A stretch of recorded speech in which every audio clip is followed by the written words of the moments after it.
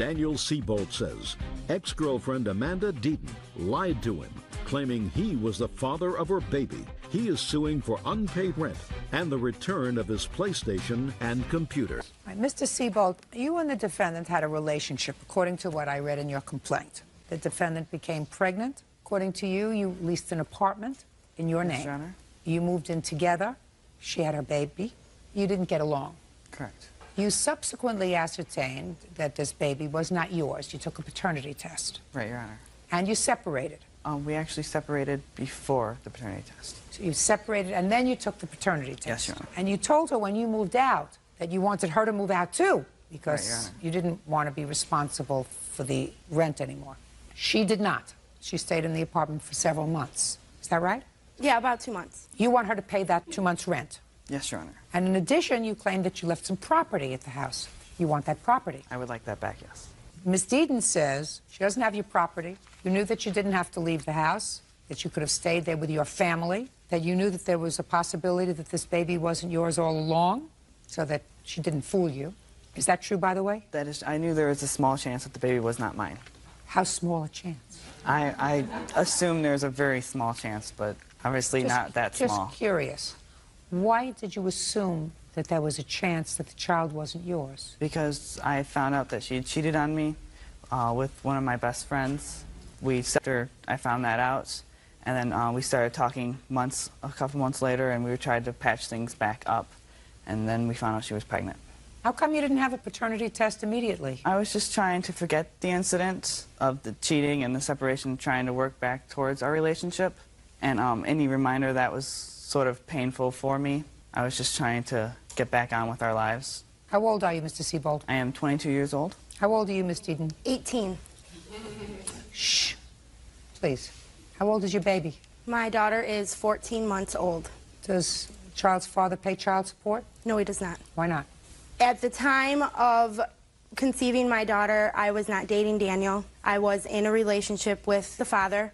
Upon becoming pregnant, upon knowing I was pregnant, I should say, because I did not find out right away. I found out after I was 10 weeks along. Daniel and I had started dating at that time when I... Could you answer my question? I mean, I'm not interested in from the year of the flood. I just want to know how No, he come does the not. father doesn't pay child support for the child. He signed his rights over to Daniel Seabolt.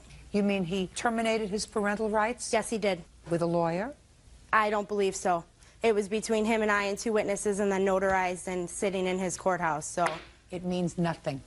That's good to know. Thank you. I was not of knowledge. Well, I'm telling you, unless he's been advised of his right to counsel, child has to have an attorney as well before somebody can give up their rights. He's giving up his rights to somebody else who's not the father. Ridiculous. Correct. Your child has the right to be supported by 2 parents. And before somebody can give up their parental rights, there are certain rules and regulations that have to be followed. And you can't just wake up one morning, give yourself a good scratch on the rear end and say, I think I'm going to give up my rights and my responsibility as a father. How old is this other character? 22 as well. Okay. Now, she stayed in the apartment for 2 months after you moved out. Yes, Your Honor. Where did you expect her to go? I assumed she'd either go to her parents' house, where we actually moved from, because they were kind enough to let me stay there when we found out she was pregnant. I told her upon leaving that I wanted to move back into the apartment, so I was asking her to leave, but I didn't want to see our daughter out. I wanted to keep a roof over her head, and I told her she could either stay there and pay rent, or I asked her kindly to move out. How long was your lease? The lease was a year lease. And how many months did you actually live there? I lived there from July to December, so that's 7 months. Did you move back into the apartment? No, I did not, Your Honor. Well, are they suing you for the entire remainder of the lease? I'm not quite sure exactly what they're suing me on. Well, why don't you let me take a look, since I don't think you understand legal documents very well. I do not have a copy of how much. I spoke with the representative, Stacy, and she told me... I'm not interested in what Stacy told you, sir. That's hearsay. Sorry, Your Honor. Mr. Seabolt, you're 22 years old. What do you do for a living, sir? I work at Walgreens. I'm a photo specialist. How high of an education did you have? I graduated high school. One of the things you have to have when you come to court is evidence. Right, yeah. If you're dealing with a managing company, the managing company will tell you and will be more than happy to memorialize in a writing how much money they are claiming you owe them. Unfortunately, I couldn't get a hold of the person to send me the facts. So what do you want me to do, Mr. Seabolt? What do you want me to do? I obviously don't expect you to go and do my research for me. You're absolutely right. I feel sorry for you. Because they probably will come after you, not only for the 2 months that she lived there, but probably for the remainder of the lease if they haven't rented the apartment. You can't come to court and expect me to get your proof for you. You understand? Yeah, I understand, Your Honor. Good. What property did you leave there, Mr. Siebold? I left my laptop computer. Where is his computer? That's exactly why I brought my mother. The computer is not in my possession. Upon Daniel leaving, he took just a duffel bag with some clothes. He did come back to the apartment at one time where an altercation occurred between him and I. About what? He came to the apartment with his girlfriend. Oh, that's not... Why did you do that? She was my ride. I didn't want to go alone. Nobody else could drive you there except a new girlfriend? Unfortunately, yes. I had moved... Sorry. Tacky. Tacky. Right? Yeah, not That's the pretty best tacky. choice. I discovered later on, yeah. Tacky. Ju- Okay. Laptop computer, sir. When you leave, it seems to me that's one of the first things you take with you is a laptop computer. Why didn't you take it with you the first time? I was being a nice guy, and Amanda had asked me to keep it there so she can go online and apply for some jobs, I have my own laptop computer. which doesn't have the capability to go online through a landline. It's only capable of going through DSL, and we did not have that service. So where's his computer? Don't look down at the floor. Just I'm listen to sorry. me. So far, you're not losing, but don't lie. Oh, I'm not going to lie. My parents are in possession of the PlayStation and the computer. Oh, fine, so that they can return it to him. The reason that they have it is there's a large amount of money that Daniel owes my parents. Just a second. What does Daniel owe your parents money for? My daughter's christening that he had said he was prepared to pay for the day of the christening. After the guests had left the christening party, my parents had to pay because he was not prepared to. What else? My parents paid rent in November, but it was actually December. It was November's rent they paid because we were behind. What else? I don't even know, honestly. Listen to me very carefully. You can stand up next to your daughter. Mr. Siebold may be a 22-year-old idiot, but I'm not. You expect him to pay for a christening for a child that's not his? He agreed to pay for the christening. Look, listen to me. Shh. Shh. He planned... Listen to me. This is your daughter. Right. This is your grandchild. Oh, yeah. You pay for the christening. Sure. You cannot keep his computer. You cannot keep his PlayStation. You cannot keep any of his property. Do I make myself clear? Sure. Good. Your daughter lived in an apartment, and if you helped out with rent for a month, you helped your daughter, right? Sure. Perfect. So, PlayStation or computer. What else, Mr. Siebold? There was Don't leave yet. Are you living with your parents, by the way? No, I am not. Who are you living with? My grandmother. How come? Due to a situation between my parents and I. What kind of situation? There are problems with my teenage brother and myself that I'm old enough to not need to live there, and my brother is a minor, so he needs to stay at his parents. So I have taken my daughter, and I am at my grandmother's. That computer better be returned to him, as well as the PlayStation, in perfect condition. They were not in perfect condition when taken. Exactly the same way Okay. as they Okay. were when they were Absolutely. taken. Absolutely. Don't mess around with me. No, You'll be he can very have them all. unhappy if you mess around with me. I believe me. you. What else? There was a RCA 19-inch television set. Where's the TV? The TV was taken out of the apartment by Daniel and was taken to wherever he was at that time. That is true. I was debating on whether or not I should try to put this in the case. I stayed at some friend's house, and when I moved out, there were some skirmishes between us and them, and he told me that he gave it back to You Amanda. cannot tell me what anybody told Right. you. I apologize, Your Honor. You get back your computer and your PlayStation. Yes, Your Honor. What's a 22-year-old man need a PlayStation for? What do you do with it? I use it for entertainment, for relaxation. He doesn't work. He lived at our house for a year and never paid a penny. He doesn't have a car. He didn't have a job. When he had a job, he took her car. So? So we supported him. That's why he had a lot of time to play PlayStation. How old are you? 40. How old was he, 20? Yeah. He was 20. So he's staying home, sharing a room with your daughter, playing his PlayStation, and you're supporting them. Is that right? Yes. That doesn't make you too smart. No, believe me. Right. But that's what you chose to do. Right. He doesn't owe you money for that. No, he doesn't. Right. Gratitude would be nice. Did you get gratitude from your daughter? More than him. Not enough. Right, Miss Deaton? Oh, not enough. Not right now, no. Right. I assumed so. We won't go there because this is only a half-hour program. Now let's get to your counterclaim. Your counterclaim is for your security deposit back.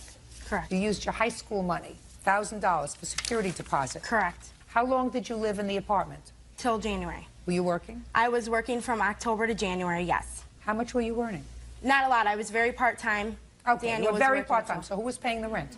Daniel and my parents. Well, your parents paid 1 month. That's what you told me about 5 minutes ago. Correct. The rest of the 5 months, Daniel paid, right?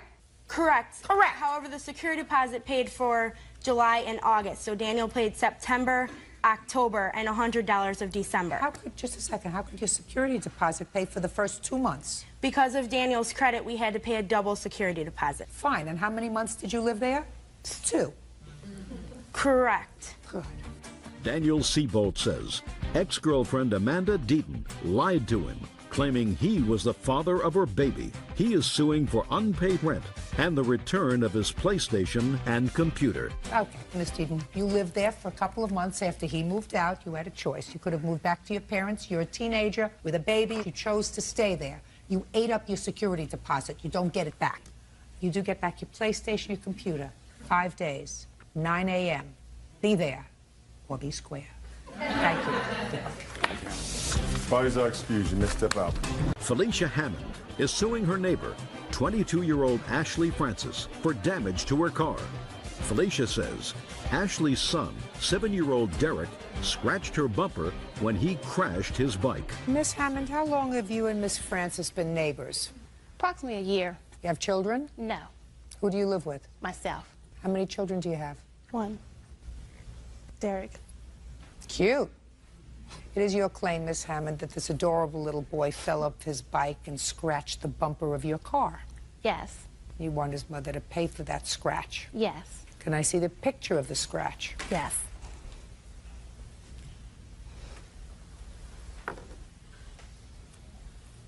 You're talking about this little scratch right here. Yes. Does it have any other scratches on it? No, ma'am. So, tell me what happened. On January 1st, 2005, I was looking out of my bedroom window. Derek was riding his bicycle in the middle of the street. He ran into my car. His front wheel of his bicycle hit my passenger back wheel. And the way the bike fell, I guess the pedal of his bike must have scratched my bumper. I immediately went outside to check the damages, and that's when I noticed the scratch on my bumper.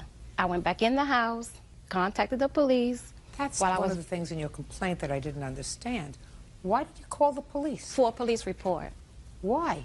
just in case she didn't want to pay, just for my evidence. Well, instead of going over to Miss Francis first, before you call the police, I mean, that wouldn't have been my first reaction. I mean, it might have been my first reaction if a big boy came up to your car and took a rock and scratched it. I mean, that's vandalism.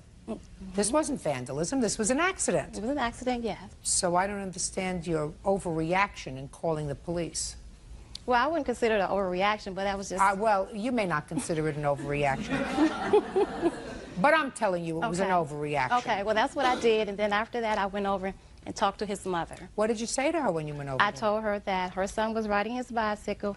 He fell off the bicycle, and his bicycle damaged my bumper. Did you tell her you would call the police? I told her I called the police. What was her reaction when you told her you called the police? She just said, okay, we'll wait till they get here, and we'll take it from there. And she told me that she would pay me for the damages. Is that the conversation you had? Well, first of all, he fell off his bike. He came home to me and his leg was all scraped up and he was crying. 2 minutes later, I got a knock on the door and she was telling me, your son hit my car with his bike. I saw him hit my car with his bike. You will pay for it. I told her right now I'm not in a position to pay for anything. Me and my mother had talked and she asked, did I see it happen?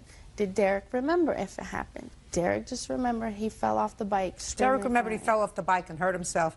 Right. Let us say, Miss Francis, that Derek fell off of his bike and scratched the bumper of her car. Right. That's what happened. That's what she's I'm saying. telling you that's what happened. Okay. Well, there was also several kids that always play in that neighborhood. Don't make excuses. Derek fell off of his bike. She saw him fall off the bike at the exact same moment. He came home crying that he had fallen off his bike. He scraped his leg.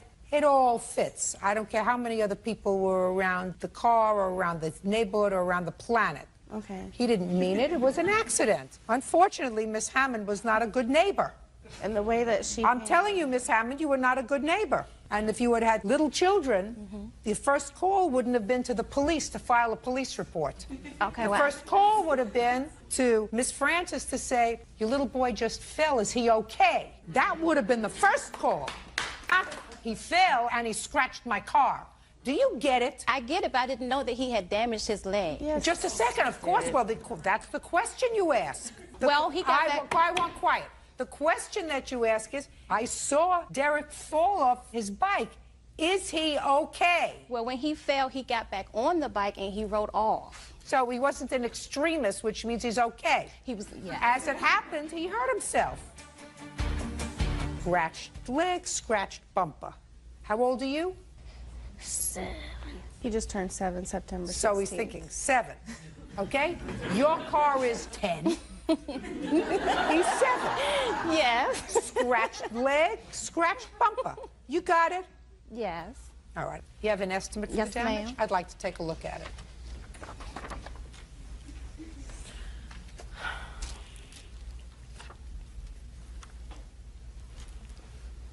Is that about right, Bert? $300 to fix it?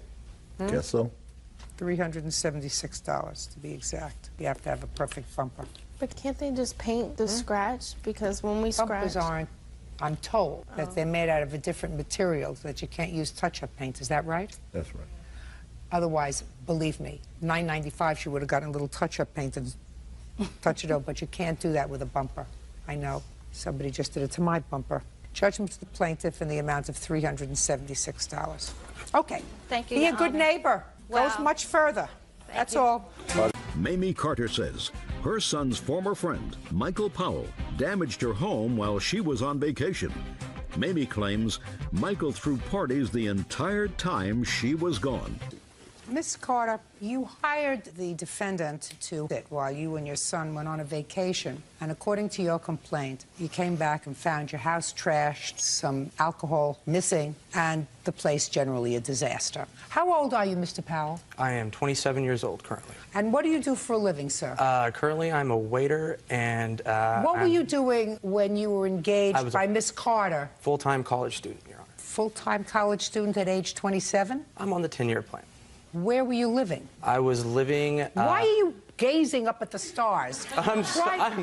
These are not hard questions, Mr. I'm sorry, Powell. Your Honor. These are not hard questions, sir. I'm sorry. I live Where in were you living at the time that you were retained by Miss Carter and you were a full-time college student on the 10-year plan? I live in a duplex near downtown San Antonio. With whom? With a roommate of mine. And who supports you? The It's not an state. answer. Up The state. How does the state support you? Student loans, Your Honor. You've been getting 10 years' worth of student loans?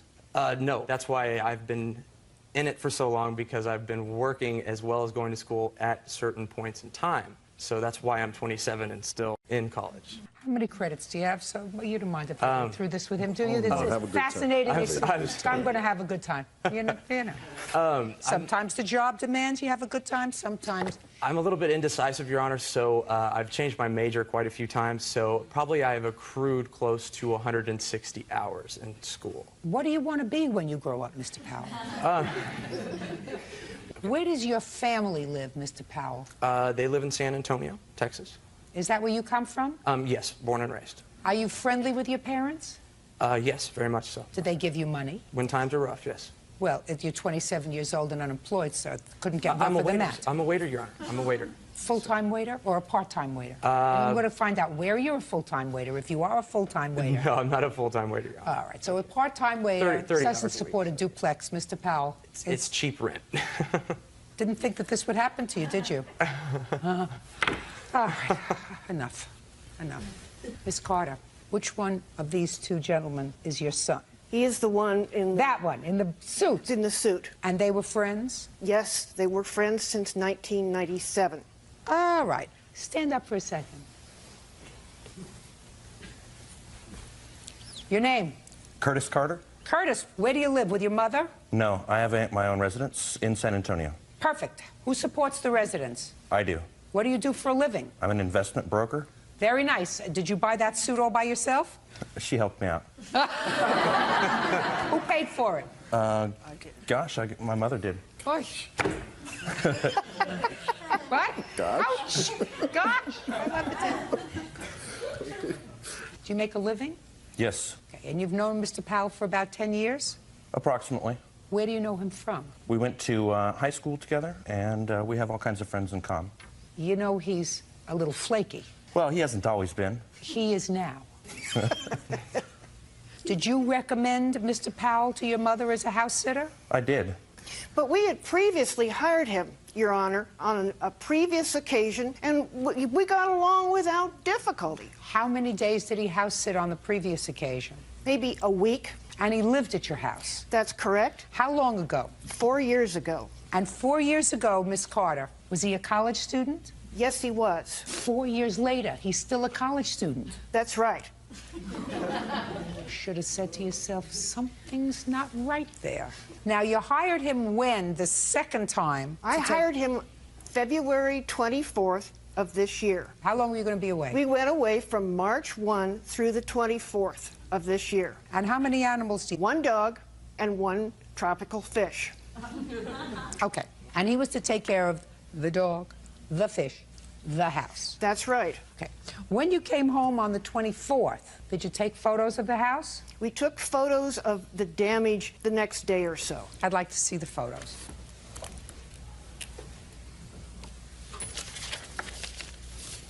Are you an otherwise neat person? Not particularly. Now, where was this brick wall? The brick wall is outside my kitchen. Somehow, it was knocked into the driveway. A 4-foot section of it was knocked in.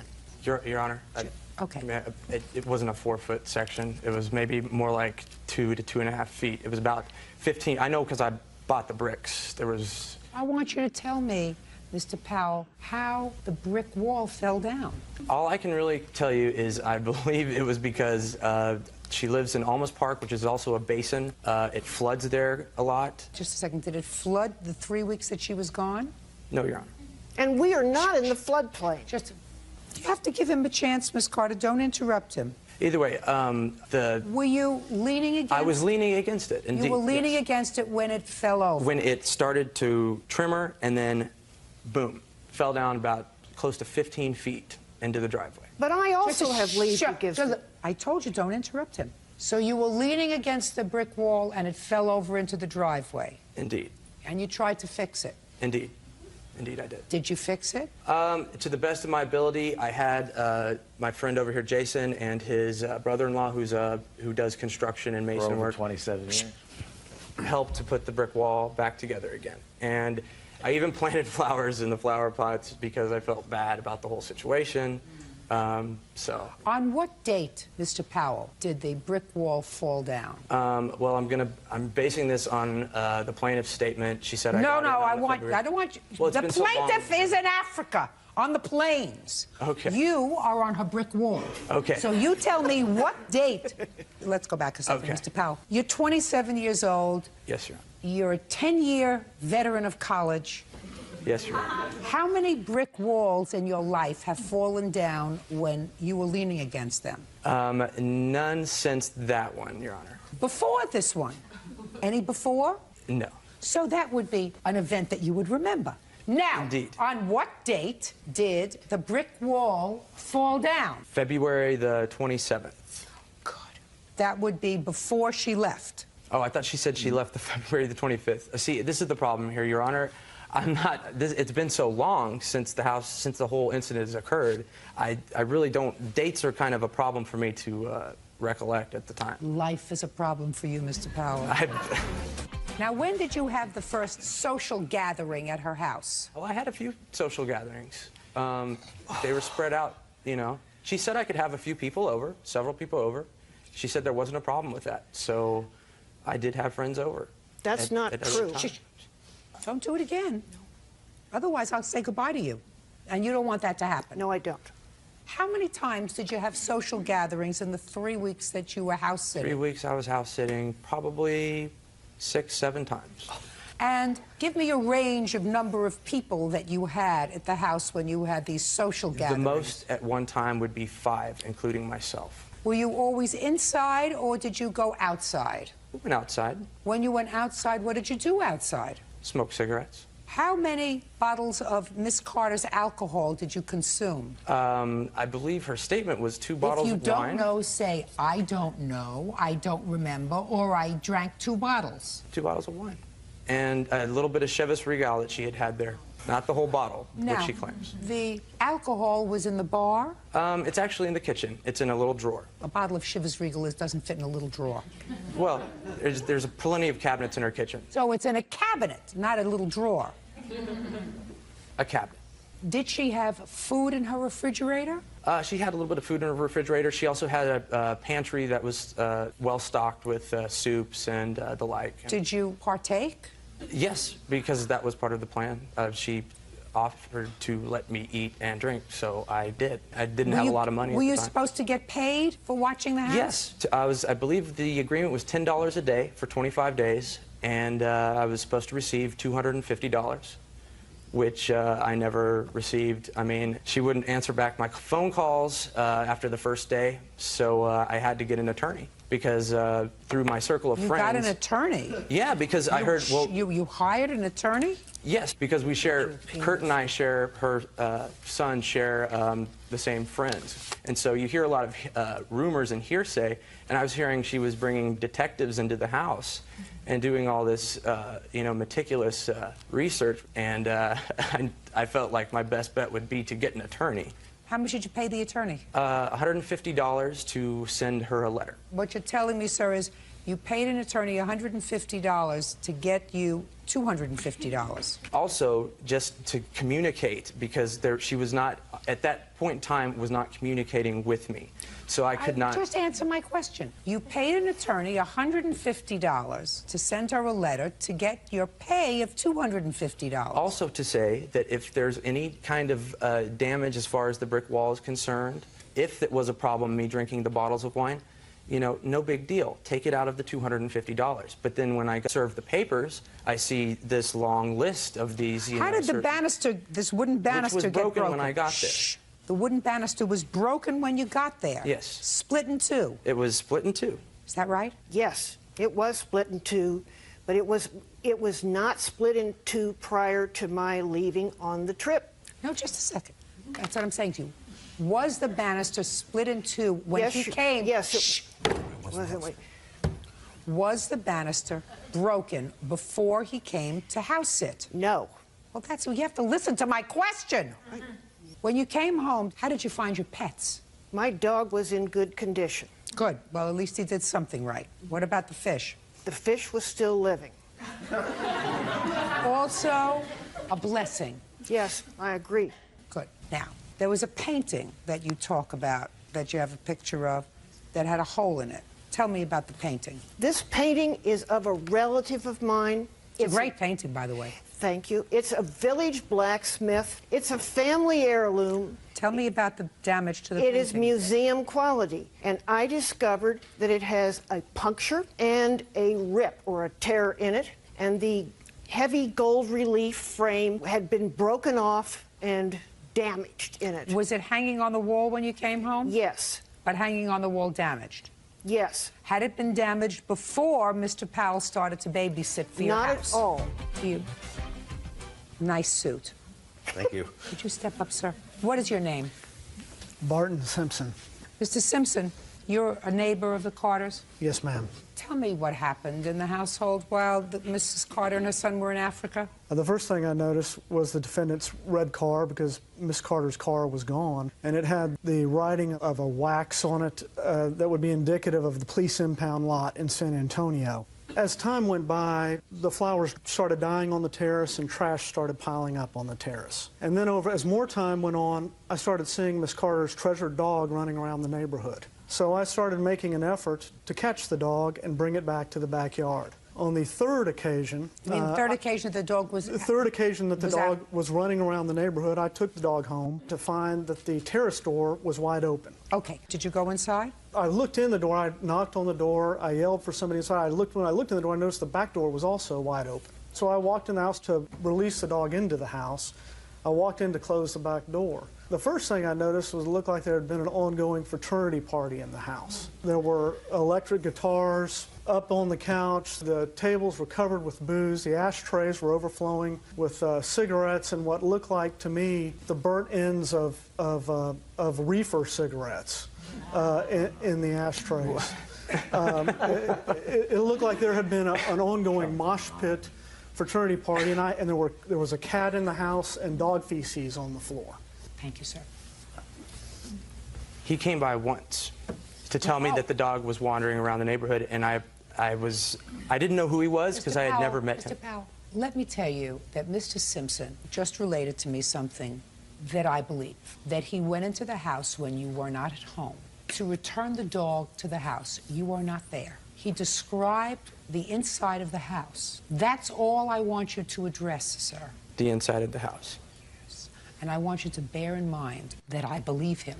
Okay, I understand that. Well, when he came over to the house, if he saw beer cans, there were probably some beer cans. But that doesn't mean I drank her liquor or drank all this wine. I mean, there wasn't wine bottles. There was just empty beer cans, which I picked up, threw away, And what about the dog feces that were there? Did you clean up? That I cannot, no. There were no dog feces. This no. I want you to bear in mind. I want you to bear in mind that I believe him. Okay. So if you didn't clean it up, it was there when she arrived home. No, Your Honor. It was not there. Well, then somebody cleaned it up. I cleaned it up. If anything happened... Oh, just a second. Well, you just said you didn't. I was saying that I didn't his testimony is I don't agree with his testimony, even though you do. Listen to me. I don't care whether you do or not. The dog's 14 years old. I'm telling you that I believe him. So if the dog messed in the house and you didn't clean it up, which is what you said at first, that means that she found it when she came home, unless you had Cinderella come and take care of the house at some point. Your Honor, I took grounds to try to repair her brick wall. I tried to do as much cleaning as I could with the time that I had. Like she says, she's not exactly the most cleanest person in the first place. The house is very messy to begin with. Who smokes? Do you? I smoke cigarettes, yes I do. Do you, Miss Carter? No, Your Honor. Who else lives in the house with you? No one. Cigarette ashtrays were brought from outside into the inside. Oh, that's why. So unusual. People usually do just the opposite. Maybe when you graduate, you'll start doing it the other way. Most people take cigarettes and take them outside. So what you're telling me is you and your friends had cigarette smoke outside and all the dirty, disgusting cigarette butts, when you were finished smoking outside so you shouldn't smell the house, you brought them back inside. They were cleaned and gathered in a pile, Your Honor. No, just, you mean the cigarette butts were cleaned and gathered in a pile? Let's call it an organized mess. Put everything together, throw it away, put it into the trash can, and take it out. But it hadn't been thrown away, sir, because he came and he found it there. At that particular date. All right, I had enough. Miss Carter, listen to me. How much did it cost you to fix the painting? About $1,000. No, show me the bill. Come on, see the bill. I finished torturing Mr. Powell. Finished torturing him. You big slob, Mr. Powell. You took advantage of the situation. Make parties in your own condo. Don't make parties in somebody else's house. It's outrageous to treat somebody else's house with such disrespect. 27 years old. Your parents should be very proud of you. Very, very proud of you. No, you're on the I'm speaking. You're on a 10-year plan. You'll never grow up. As long as somebody else is footing the bill, you're going to continue to be a big baby. How much did it cost you to clean up the house and to do any of the brickwork on the house? The brickwork cost $1,285. Clean up on the house? I had a maid service for $40. All right. How much did it cost you to fix the banister? $135. All right, it's $3,460. You better start waiting on a lot more tables and working a lot more than 30 hours a week. Do I make myself clear? Yes, Your Honor. Goodbye. Christine Bergdahl says ex-roommate Steven Sanchez owes for 2 months' rent and a security deposit. Mr. Sanchez, did you have trouble finding the courthouse today, sir? Not at all. Found it just fine. Did you get here on time? Yes, I did. Did you? 15 till. Huh?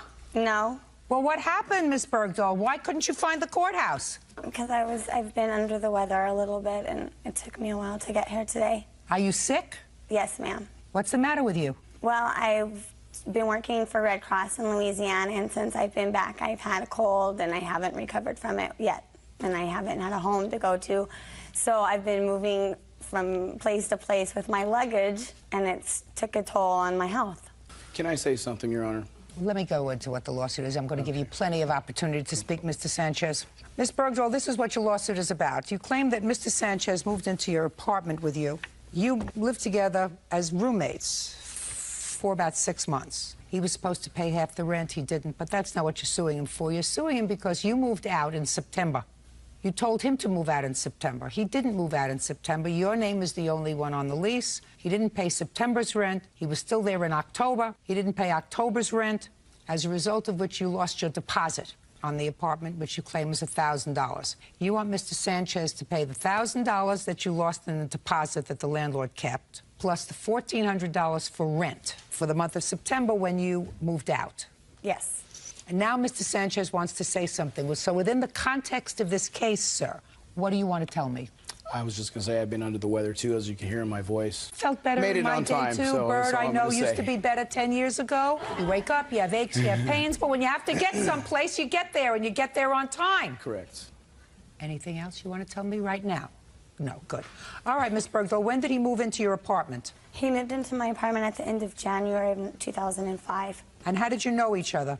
We had mutual acquaintances before, and we slowly became friends. And you moved out September what? September the 9th. Did you pay September's rent? Yes, I did. When did you move out? Actually, Is not an answer. I am still residing there, and I'm in the process of working with the management company right now on that place. How much rent did you pay in September? $400. Is that right? He paid September. He paid half of. He did not pay $400. He paid $362 for half the rent in September. What was the whole rent? What's the whole rent? $725, ma'am. You're still there? That is correct. And you're working with the management company to take over her lease? That is correct. Then you have to give her $1,000 if she can prove to me that she gave them $1,000. Show it to me. Of that 1,000, I did participate with 300 of that 1,000. Steven Sanchez owes everybody money. I'm the last person. Just a second. Shh. Mr. Sanchez, just show me that you gave her $300. And that's the problem. My work schedule does not allow me to gather up information, and that's the problem that I have. So Well, you want to know what the problem you have? it's bad. It's a bad problem. I'm Glad sorry. you said that, sir. What kind of work do you do? I'm Is not an answer. I'm a manager at a car dealership, and it requires me to be there from open You're to a close. manager at a car dealership. Correct. What kind of car dealership? Fords. Bird comes in with his lovely wife, Felicia, and wants to buy a Ford. And they come to you. You sit down, you work out a contract. Correct. And do you sell anybody a car? Do you order a car unless they do all the paperwork and sign all the paperwork? I know I've bought cars. At There's usually a times. ton of paperwork, right? Correct. So you know that when you're buying a car, you have to be prepared to do a lot of paperwork. When you come to court, you don't come with a smile, Mr. Sanchez. You come with evidence, sir. So I don't know what that piece of paper is that you have with you, but if you claim that you gave her $300, then you bring proof of that. Correct. All right. So you have to give her $1,000. That's numero uno, despite the fact that she's late, without a legitimate excuse. Now let's deal with the rent. Did you pay October's rent? She wasn't there. You were there. Did you pay October's rent? The situation with that was when she went to her retreat. Just a second. I'm leading up to the situation I at don't hand. listen. Life is short. I'm Correct. getting older by the minute. I'll let you expand on the answer if I need it. Did you pay October's rent? No, I did not, because Okay, I wasn't allowed to. Just a second. Did you live there? Can I say something, Just- please? Did you live there? Yes, I did. Fine. Now, who do you think is responsible for October's rent? She's on the lease. Right, and she wasn't living there. Correct. You were living there. Correct. Just a second. You know, you made me nervous. Something is going in my eye. Bird, look over here. Do you see? Oh, I got it. Thank you very much. Thank you. Does this look all right? Yeah. Thank you. You're doing good. Thank you. All right. Listen to me very carefully, sir. The landlord is not related to you in any way. The landlord, I assume, is not related to Miss Bergdahl in any way. Is that right? No, ma'am. Okay. So we have to craft this order so that the landlord gets paid their money. what you're going to tell me, Mr. Sanchez, is that you were not permitted to pay the landlord rent because you were not on the lease. Correct. Is that what you were going to tell me? You see what a quick learner I am, Mr. Sanchez? That doesn't mean that nobody expects Miss Bergdahl to pay the rent, do you? She wasn't there. She wasn't there in October. Did you pay November's rent? No. This isn't hurricane relief, sir. You're living in a place you're supposed to pay rent. So you make out the check to her and you say, pay the rent. Or you make out the check to the landlord, give it to her. She'll get it to the landlord because she's on the hook for rent. The landlord's not going to let you off the hook. Not going to let her off the hook. Somebody's going to pay October and November's rent. Okay. I offered to pay time and time again. What the management company said is we need to talk to our lawyers and then we'll get back to you. I went and talked to her, I guess her name was Kathy, and she said that you need to vacate the premises. At that time, I was in the middle of a move going to LA to work for another Ford company, and I decided to stay in town because I got another job offer where I reside because it's closer to family. So instead of opening up another lease for a couple of months, I offered to pay 2 months of rent to stay there. What they had told me was, I didn't even know you were there. So you were a very good tenant. You were very quiet. I was very quiet. You have to pay rent. People pay rent, a mortgage, rent, housing allotment. That's what you do. You don't expect her to pay for you, do you? No, not at all. Perfect. I've offered to pay her also, and she denied it. All right. Can I say something? No, do me a favor. I don't listen to tardy people. 700. He has been asked multiple times by me and the management company to pay something because the person that actually hasn't received any money in 2 months, and he has refused to pay. We've even been over to the house. The landlord even went over to the house requesting money from him, and he didn't hand her anything. They did not come over to look at the house. They came over to assess the situation of what happened and why she left. No, why didn't you pay him then? Shh. I'm getting to that. The whole situation of what happened. Listen to me. If it was all very nice, you wouldn't be here, and I wouldn't be able to have such a pleasant afternoon. The living situation was great, okay? There was no problem. There was just one little issue of a coworker that she lived with that we became... Listen, I don't care. I have other things to do. I don't care why she left. She left, and if you would have packed your bag and gone at the same time, then she would be stuck with her lease because it's her lease. You chose to live there, sir, for your own convenience. And you're a big boy. How old are you? Old enough to know. Is it a secret? Yes. It's a secret? How old you are? 33. If I were 33, I would shout it from the rooftops. You look 33, by the way. That's very nice of you. You're It's not going to help you one bit. You owe her $1,000 for the security deposit because you're staying in the apartment. You owe the landlord $1,450. 2 checks. One to her, one to the landlord, $1,450. Mill Creek Management, Inc. is who the check gets made payable to. Thank you very much. That's all. Shannon Hayes is suing her ex-boyfriend, Michael Dorland, for breaking the door handle of her car, breaking her cell phone, and an assault.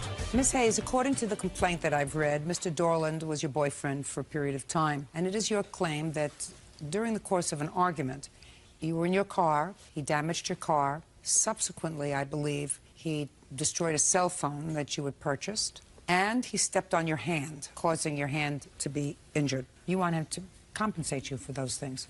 Mr. Dorland says none of that is true. You almost killed him in your car. He was trying to get out of your car. That you destroyed your own phone, and you also hurt your own hand. What happened first? What happened first was my car. Why don't you tell me about it? On September 10th, Mr. Dorland and I were driving, and we were staying at a bed and breakfast. We had been in an argument. We got in my car. We're driving away. Driving where? Towards Manitou Springs.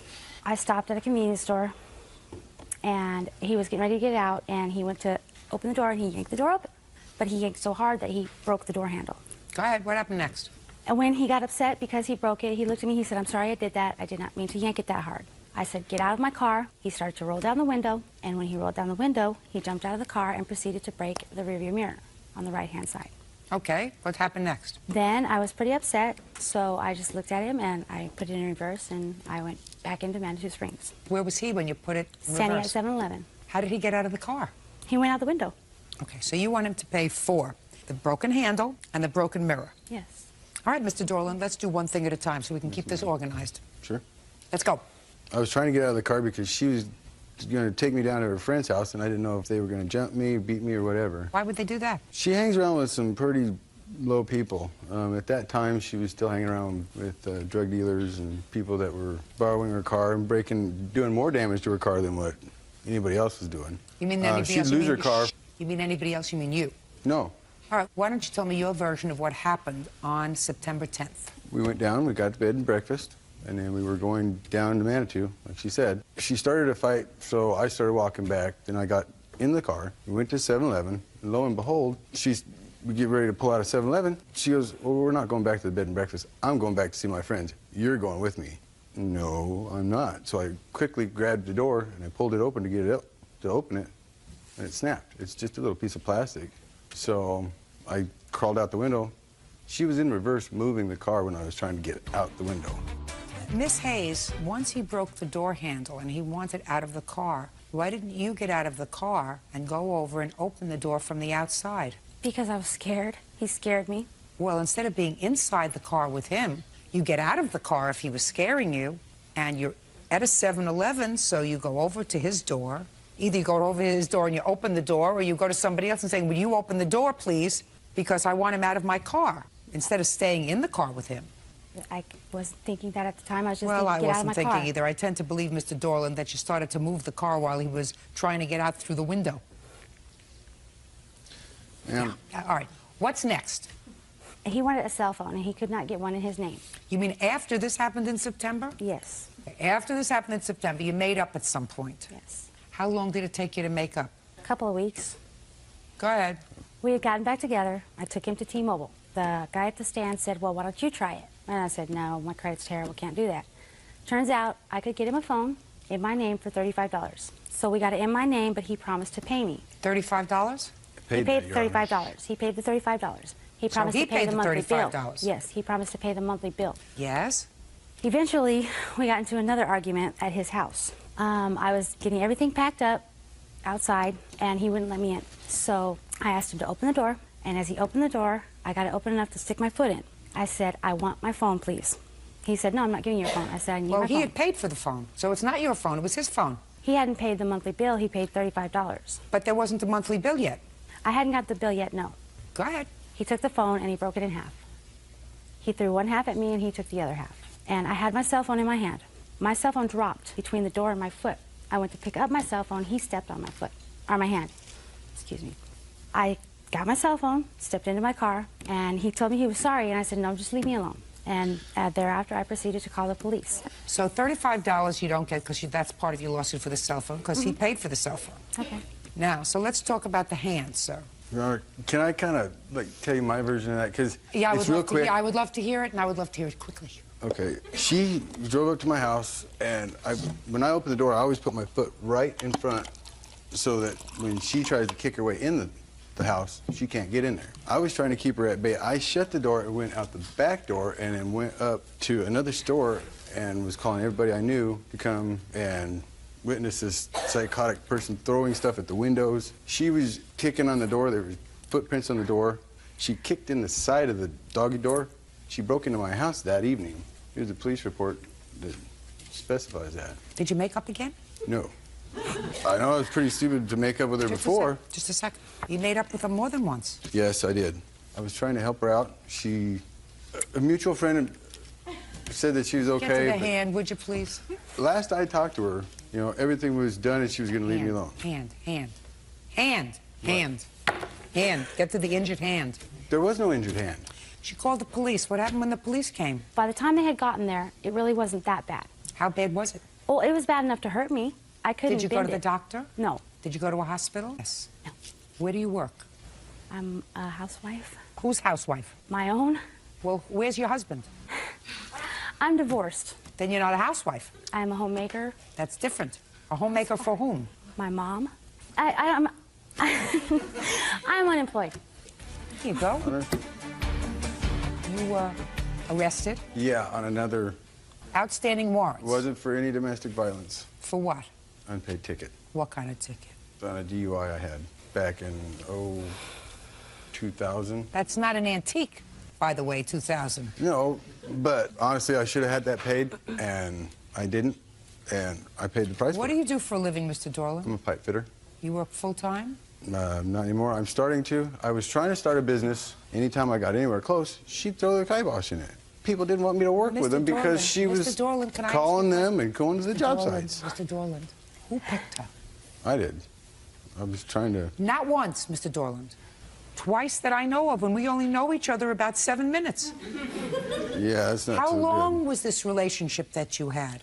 In all total, maybe about 3 months. I met her at a bar. A friend of mine said she was all right, and obviously I can't trust his word now. Mr. Dorland is not Prince Charming. He's not your Prince Charming. Why don't you work? For 5 years, I haven't been able to work because I've taken care of my children. How old are your children? They are 10, 8, and 5. But they don't live with you. Not now, they don't. Now I am looking for work. Who do your children live with? Their fathers. Miss Hayes, I wish you good luck looking for a job. You and Mr. Dorland are no longer an item. Good. That makes me feel terrific. Me too, me too. The best news I've heard all day. Your case is dismissed. Goodbye, good luck. Have a very, very happy life. Tatiana Levy says her former roommate, Joanna Amrit, disposed of her furniture and slandered her to her father. Tatiana claims Joanna told her father she'd been using cocaine.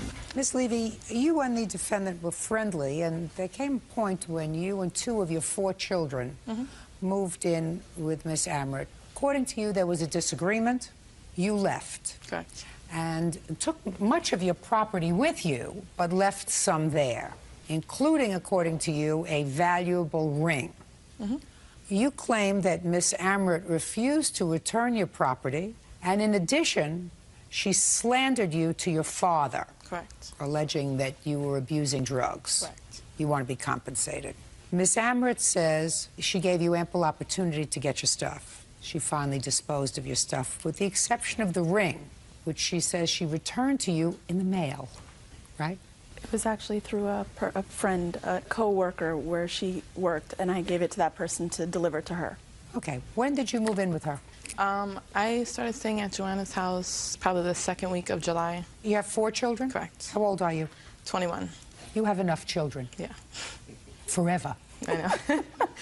Where are your 4 children? Right now? Yes. They're with my mother right now. Where were they in July? With me. I had 2 of them with me and 2 of them with my mother. Why did you move in with your 2 children with Miss Amrit? At first, I wasn't with my children. I was working with her, and I was having problems with my boyfriend, Henry, at the time, and she knew that. Is Henry the father of any of these children? Yes. And one day on the way to work, I got pulled over, and I got a ticket for driving on a suspended license. It's a very, very long story, Miss Levy. Right. I asked you why you were staying with her. Basically, my license was suspended, and she was driving back and forth to work with me every day. She was driving you to work? With my car. Is that right? Correct, Your Honor. Where were you working? Travelers Express. You too? Yes. Did your children ever join you in her house? Yes, 2 of them. When? The 3rd week of July. So practically as soon as you moved in. When did you move out? The 29th of July. So you stayed a very short time. Correct. And according to what I read, you had a falling out over childcare and what you were doing. According to the defendant, you were having a little too good a party time. Now, you said that you left a valuable ring there when you left. Where did you leave the ring? In the kitchen. You leave it there by mistake? Yes. Who did you give it to at work? A woman named Maxine. You know that person? Yes. Did she give you the ring? Yes. So you have the ring? The reason why I have the ring is because I called her, she didn't answer her phone, so I text messaged her. I don't care. You have the ring? Maxine gave you the ring? Good. Then that's all I care about. What other property did you leave there? An entertainment center, a dresser, a chest, a mirror. Furniture? Yes. What'd you do with the furniture? I threw most of it away. Why? Because she left it at my house, Your Honor, and she never answered the phone anytime I called her. She would text me back, never calling me back, saying that she would come the next week to pick up the furniture. She never did. I have phone records that show that I've called her, and all these phone records show that she hasn't called me once, except for on the 29th of October when Henry had called her and told her we were coming to pick up my stuff, and she hung up the phone on him. 29th of October? Yes, but I have phone records that show that I've called her on the 15th of August when she hung up on me. 8:15. And 8:23, I called her 3 different times. 8:23. Did you speak to her on any of those occasions? I left her a message. The reason why she... Just a second. You didn't speak to... Were you all working at the same place? Yes, but that Friday she had quit working there. Well, then you weren't working at the same place. 3rd. No. August 15th. No. Okay. So August, we go into September, we go into the entire month of October. Why didn't you sue her for the return of your property? Because every time I tried to call her, it was a matter of when my brother could take me to get my stuff. And she told me the only way I could get my stuff back, she wanted me to pay her $150 for staying there, $40 for using her perfume, and what was it, $100 for something else. So she told you that? Yes, she text messaged me that. Just a second. So she told you that as far as she was concerned, you owed her for rent. Correct. That's correct. And I don't know about the perfume. I have no idea about the... But you owed her for rent. Correct. And she was keeping your property... Correct. ...until you paid her for rent. Correct. When was that text message? That was on the 20th of August. Well, then you knew on the 20th of August that you weren't going to get your furniture back until you paid rent. Okay. And you waited 2.5 months after that to sue her for your property. Okay. Well, that's unreasonable. She was actually telling other people that she... You can't tell me what she told other people. Okay, well, That's she has hearsay. the dressers and stuff. She said she was going to keep that for her children. That's hearsay. Okay. But I'm going to ask her where all the stuff is. Okay. And she's going to tell me. Is your father here? Yes, he's right there. Step up, please. Your last name is? Levy, same. Mr. Levy, the second part of your daughter's lawsuit is that when you called Miss Amrit about, I gather, this furniture, Right. she said something about your daughter. When did you call her? It was in August. My son...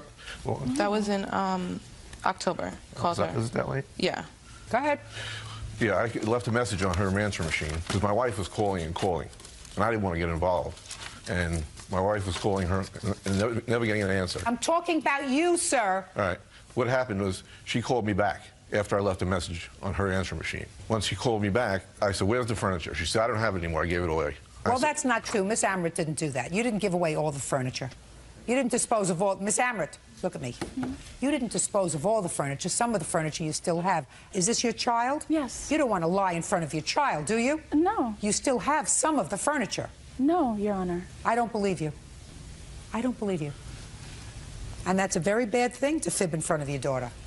I don't believe people just give away stuff. You may have sold it.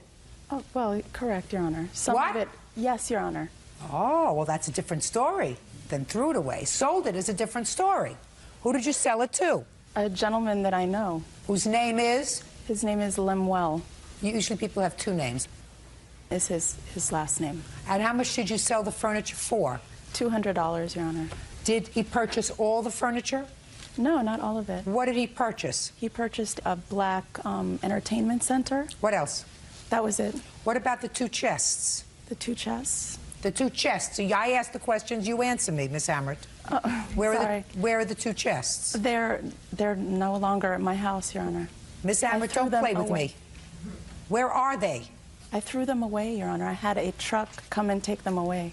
I don't think I believe you. See, you lie once, you get caught in a fib once.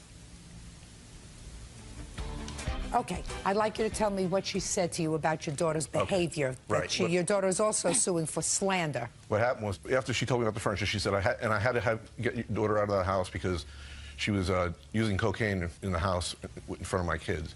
And I know that doesn't happen because, you know, I'm back and forth with my daughter. I'm raising 2 of the kids. And during the summer, I had all 4 most of the time. And I see her all week. You think she listens to you? My daughter? No, I know that. She don't always listen. I have a drug But test. I could tell if she's high on drugs, especially cocaine or something. And she took a voluntary drug Yeah, test. I took a voluntary drug test. Did you take a hair follicle test? No, this is just No, an listen to me. observed. Shh, no. listen to me.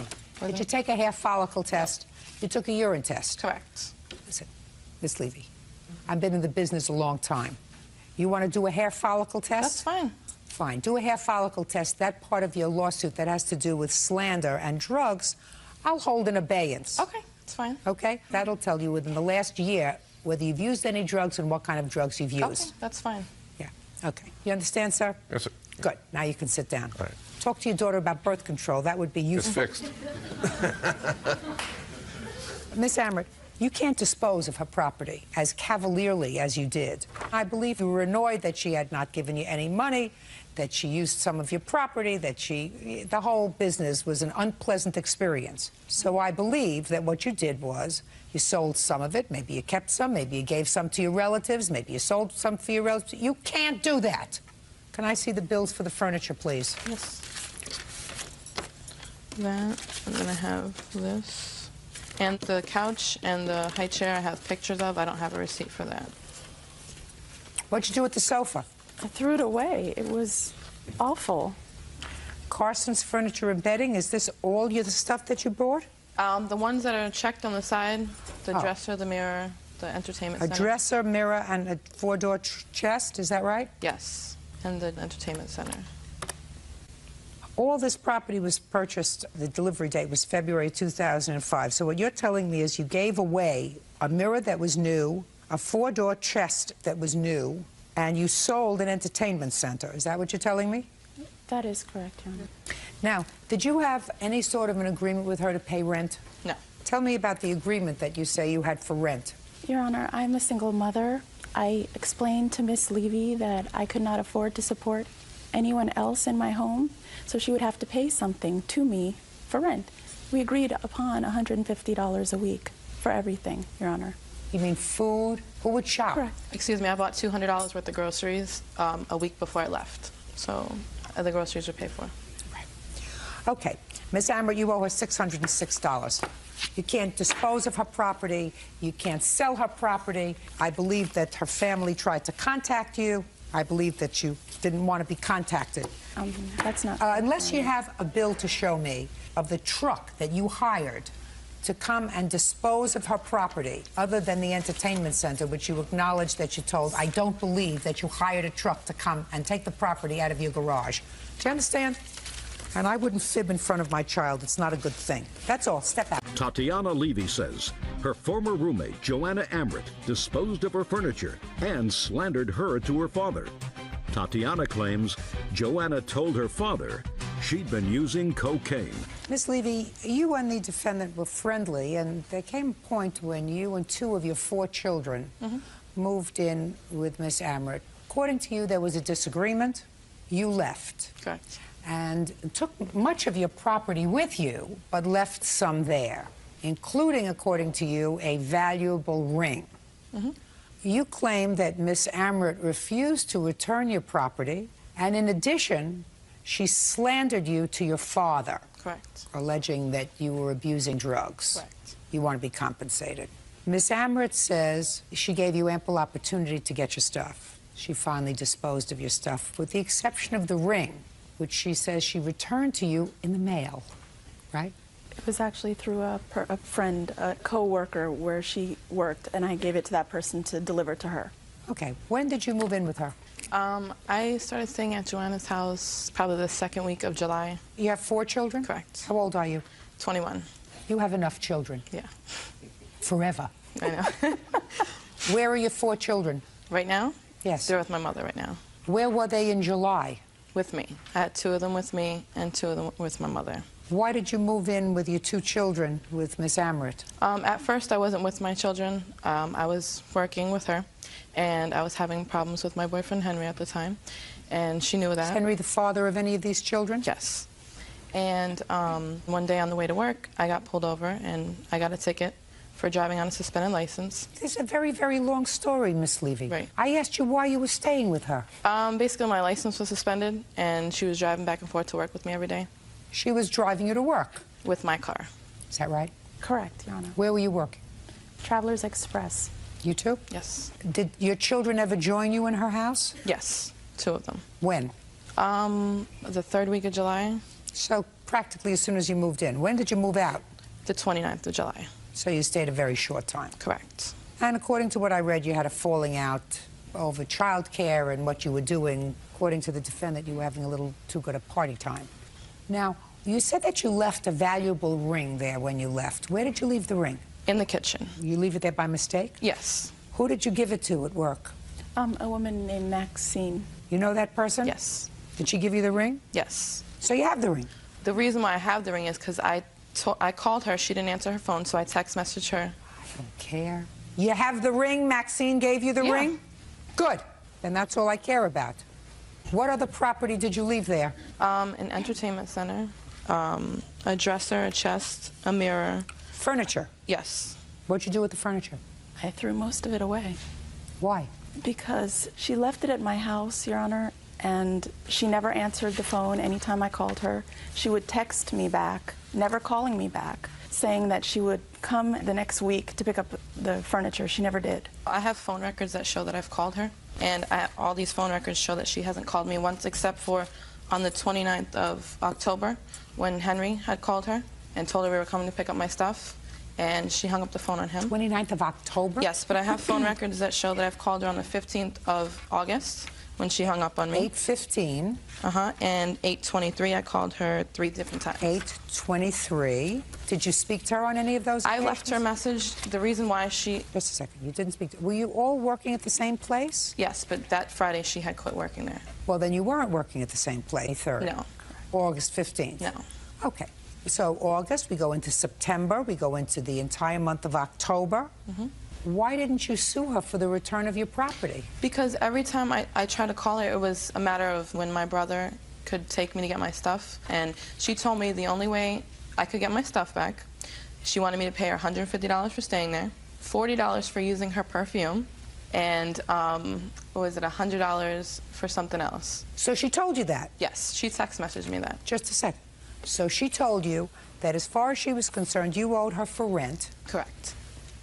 That's correct. And I don't know about the perfume. I have no idea about the... But you owed her for rent. Correct. And she was keeping your property... Correct. ...until you paid her for rent. Correct.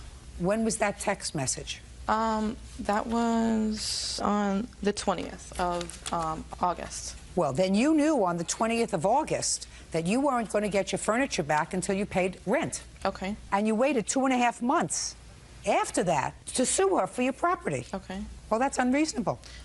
She was actually telling other people that she... You can't tell me what she told other people. Okay, well, That's she has hearsay. the dressers and stuff. She said she was going to keep that for her children. That's hearsay. Okay. But I'm going to ask her where all the stuff is. Okay. And she's going to tell me. Is your father here? Yes, he's right there. Step up, please. Your last name is? Levy, same.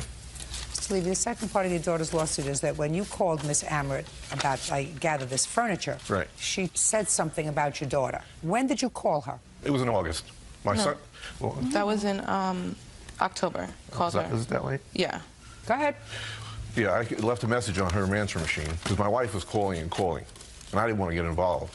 And my wife was calling her and never getting an answer. I'm talking about you, sir. All right. What happened was she called me back after I left a message on her answer machine. Once she called me back, I said, "Where's the furniture?" She said, "I don't have it anymore. I gave it away." Well, that's not true. Miss Amrit didn't do that. You didn't give away all the furniture. You didn't dispose of all... Miss Amrit, look at me. You didn't dispose of all the furniture. Some of the furniture you still have. Is this your child? Yes. You don't want to lie in front of your child, do you? No. You still have some of the furniture. No, Your Honor. I don't believe you. I don't believe you. And that's a very bad thing to fib in front of your daughter. I don't believe people just give away stuff. You may have sold it. Oh, well, correct, Your Honor. Some What? of it, yes, Your Honor. Oh, well, that's a different story than threw it away. Sold it is a different story. Who did you sell it to? A gentleman that I know. Whose name is? His name is Lemuel. Usually people have two names. Is his last name. And how much did you sell the furniture for? $200, Your Honor. Did he purchase all the furniture? No, not all of it. What did he purchase? He purchased a black entertainment center. What else? That was it. What about the two chests? The two chests? The two chests. So I ask the questions, you answer me, Miss Amrit. Where are the two chests? They're no longer at my house, Your Honor.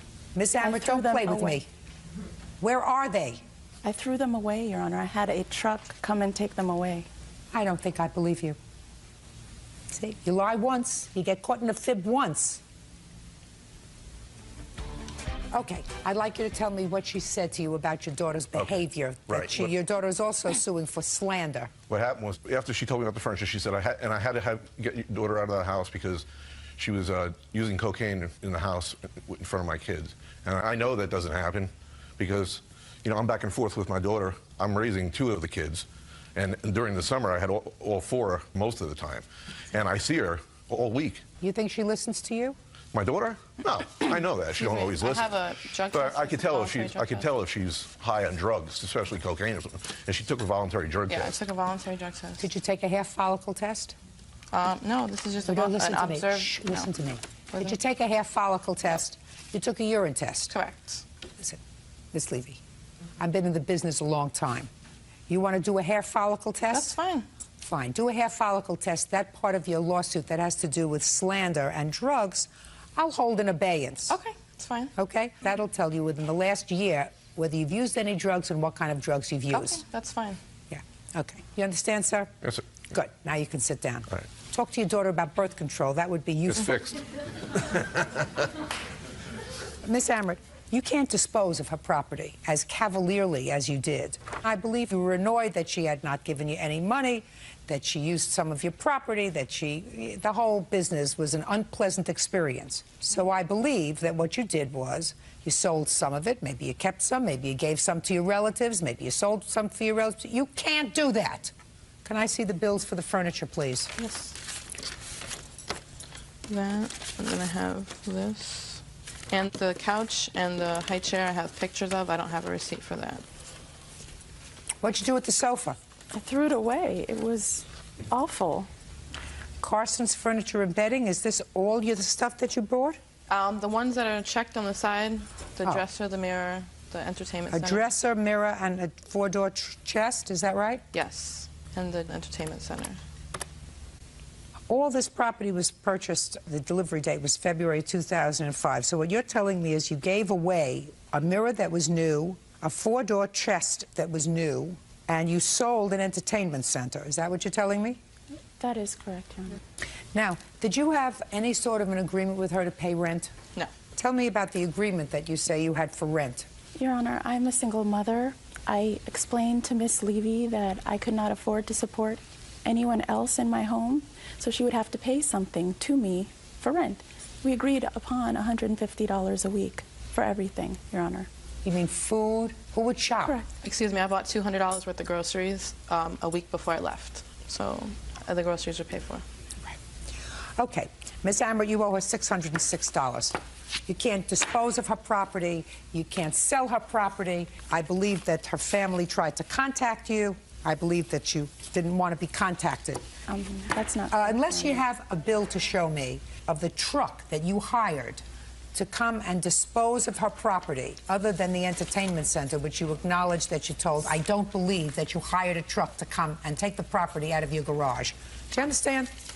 And I wouldn't fib in front of my child. It's not a good thing. That's all. Step out. 23-year-old Jessica Whetstone is suing her former friend, 27-year-old Ryan Volstead, for a loan to buy car speakers and gas money. Bird, we've been involved in the justice system for a very long time, and you know, it's never too late to learn new things. The law is always changing.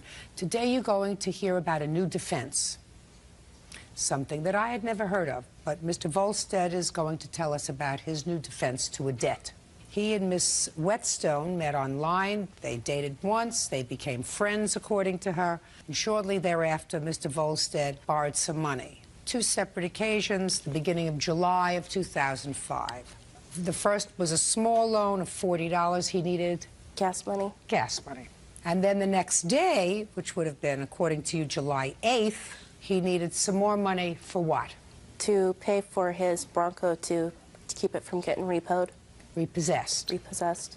And how much did he need the next day? He needed $350 for the speakers. So I told him that I would buy the speakers, hold them for him until he got the money, and then when he got the money, I would give him back the speakers. So how much money did you give him? At that time, for the speakers, was $350. Did you ever get the speakers? No. So he didn't give you the speakers and you gave him the money? Right. Okay. Why didn't you get the speakers? He told me that he would have to undo the wiring for the speakers, and he needed the money right away before the title loan company closed. So he didn't give you the speakers and you gave him the money? Right. And you were really supposed to hold the speakers as collateral? Right. What happened to your car, Mr. Volstead? I borrowed the money from Jessica. Just a second. I asked you what happened to your car. I was able to keep it. You did? You still have it? Yes, I do. Oh, I thought Miss Whetstone said it was repossessed. The next day, he told me his Bronco was repossessed anyway. Did you tell her that your car was repossessed anyway? Yes, I had paid my loan, and they sent the repo company out after it anyway when they shouldn't have. Possessed when it wasn't supposed to be. So they gave it back to you? They gave it back to me. With her speakers? Yes. Why didn't you pay her the $390? Now we're coming to the defense, which I find interesting. Well, we had agreed that I asked her, give me a week, I'll be able to get my speakers unwired so I don't have live wires. This we're talking July, sir. And with my work schedule, it was getting me home very late in the evening. And there was a short point of time where I had no conversation or contact with Jessica. Finally, we had talked, and she said she didn't want the speakers if I was not going to run and not pay her. And she says, as long as you're going to pay me back, then we're not going to have a problem. And I agreed. When did she tell you that? In what month? She told me that probably 2 or 3 weeks after she gave me. In July? Yes. So what happened in August, sir? In the middle of August, I was starting my new job, and I was never home. I had no time during the day for anything. I was driving 70 miles one way to work and back. We had talked a couple of times. Why haven't you paid her back? Well, we're well past July of 2005. Give me your defense. The defense is there was no time given when I was supposed to have her paid back. That's not what you tell me your defense was in your answer, sir. Your defense in your answer was she bothered me. And therefore, I don't feel as if I have to pay her back anymore because she stalked me and bothered me. When there's points of time that she called 15 times in one day. Why didn't you pay her back? I didn't have it at the time. You just told me you were working and driving 70 miles to and from work. You were so busy working, you couldn't even call her. I had another prior engagement that I had to take care of and that she was aware of. What kind of other prior engagement? I was trying to get another vehicle back in my possession that I had a time frame for.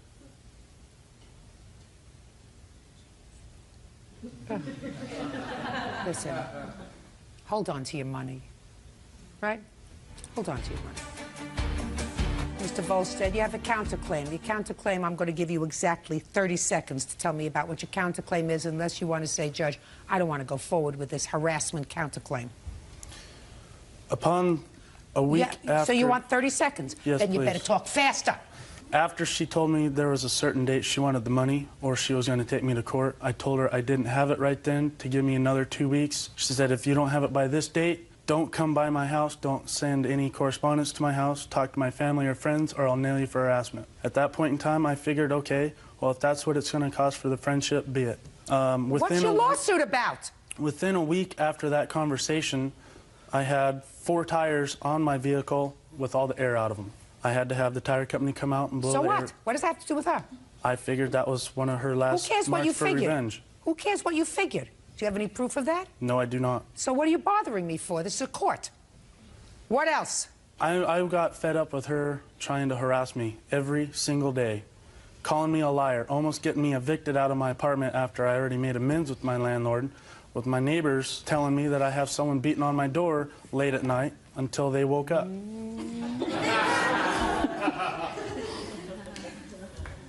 Grow up. Grow up. Accept responsibility for what you're supposed to take care of. You borrowed this money, you said you would pay it back, and you should have done it. Clear? Yes. Good. Judgment for the plaintiff in the amount of $390. Your counterclaim nonsense is dismissed. Jason Wilson says ex-boyfriend Jorge Mina owes for damages from an assault. Jorge says Jason called his mom a bad name. Mr. Wilson, according to the complaint that I read, you and Mr. Mania had been partners for some time. That's correct. And after the two of you went your separate ways, you had asked Mr. Mania to take care of your cat. Temporarily, yes. You ascertained at some point that Mr. Mania had taken your cat to the pound, and you went over to his home that he shared with his mother. I assume this is your mother, yes, sir? In order to retrieve the cat's cage or box so that you could go and retrieve the cat from the pound. Correct. And at that time, according to you, Mr. Mania assaulted you. You have medical bills, you have lost wages, and you want to be compensated for the assault. Mr. Mania says that you became aggressive with his mother and that he was merely defending his mother. That is true. When did you and Mr. Mania officially break off your relationship? It would be in September of 2004. But you remain friends? I would say acquaintances. When did you ask him to take care of your cat? That would be in August of 2005. You called him? That's correct. Is that correct? Yes. And what did he say when he called you? Well, when he called me, first of all, the cat to me was, he told me... Don't tell me what it was. Just tell me what he said to you, Mr. Mania. The cat's alive. It's not dead anymore. It's alive. I want you to take care of the cat because I can't take care of it anymore. And I'm like, the cat's alive. What? For the past 6 months. Well, now it was alive. So he Yeah. asked you to take care. Shh. So he asked you to take care of the cat. Yes. Did he tell you why? He couldn't keep it where he was living at that time. Did he say it was a temporary arrangement? Yes. And you said okay? No. What did you say? I said my mom didn't want any more cats. I already had one cat. I told him, don't bring the cat over. He kept insisting, I need the cat over. I'm going to bring it. I'm going to bring it. I'm not going to be home.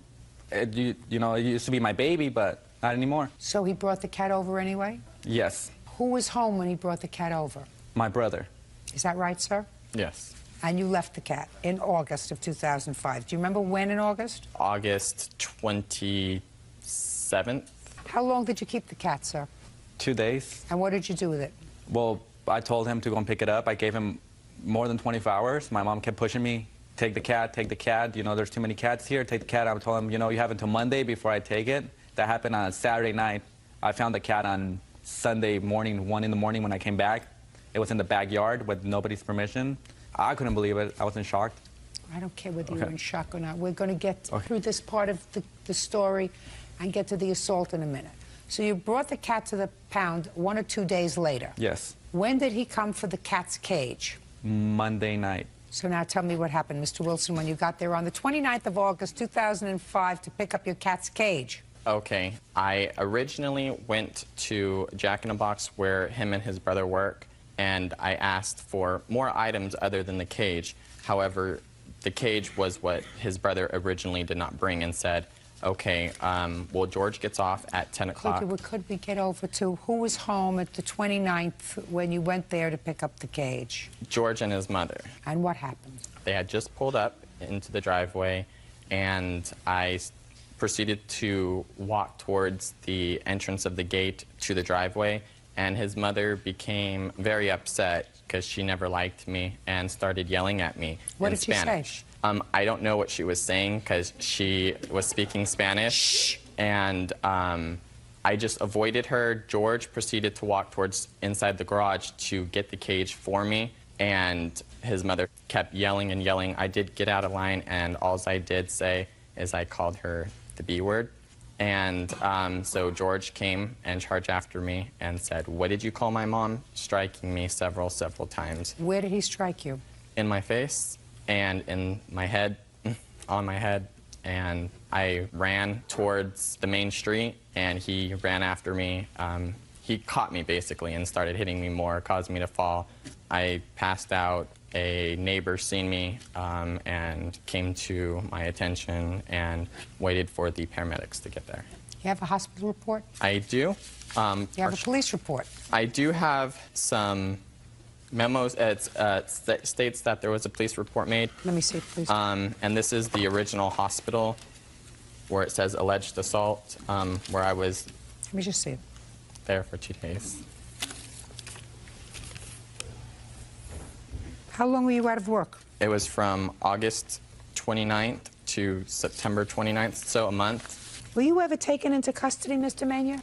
Any police officer ever speak to you? Oh, they did at the house, but that's about it. Did you pursue this matter with the police, Mr. Wilson?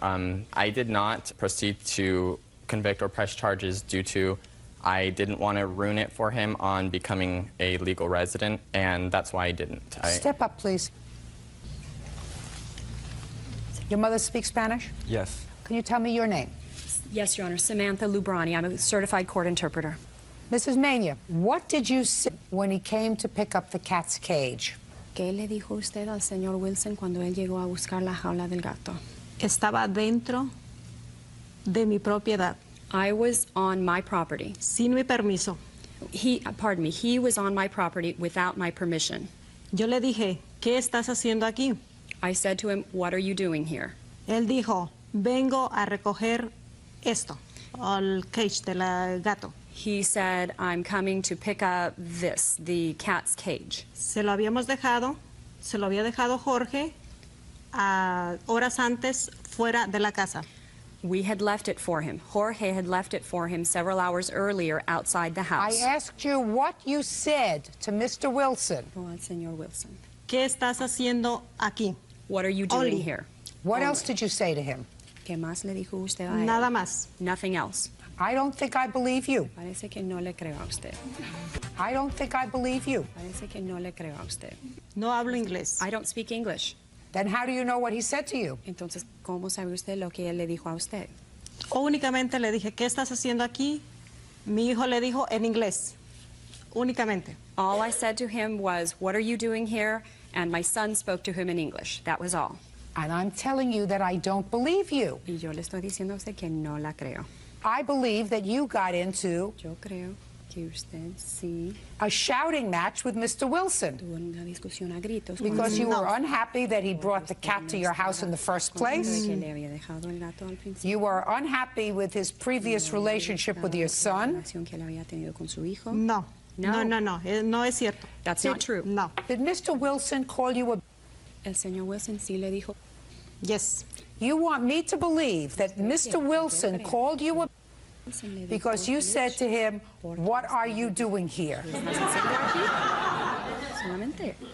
Eso tendría que That just to answer my question. You want me to believe that Mr. Wilson called you a name, and all you said to him was, what are you doing here? Estaba dentro de mi propiedad. I was on my property. That's not what I asked you. Fue lo que le pregunté. She's speaking Spanish. You do understand Spanish, don't you? Yes. She speaks in the same dialect that you do? Yes, yes. Then answer my question. You want me to believe that Mr. Wilson called you a name, and all you said to him was, what are you doing here? Es lo cierto. It's the truth. No. No.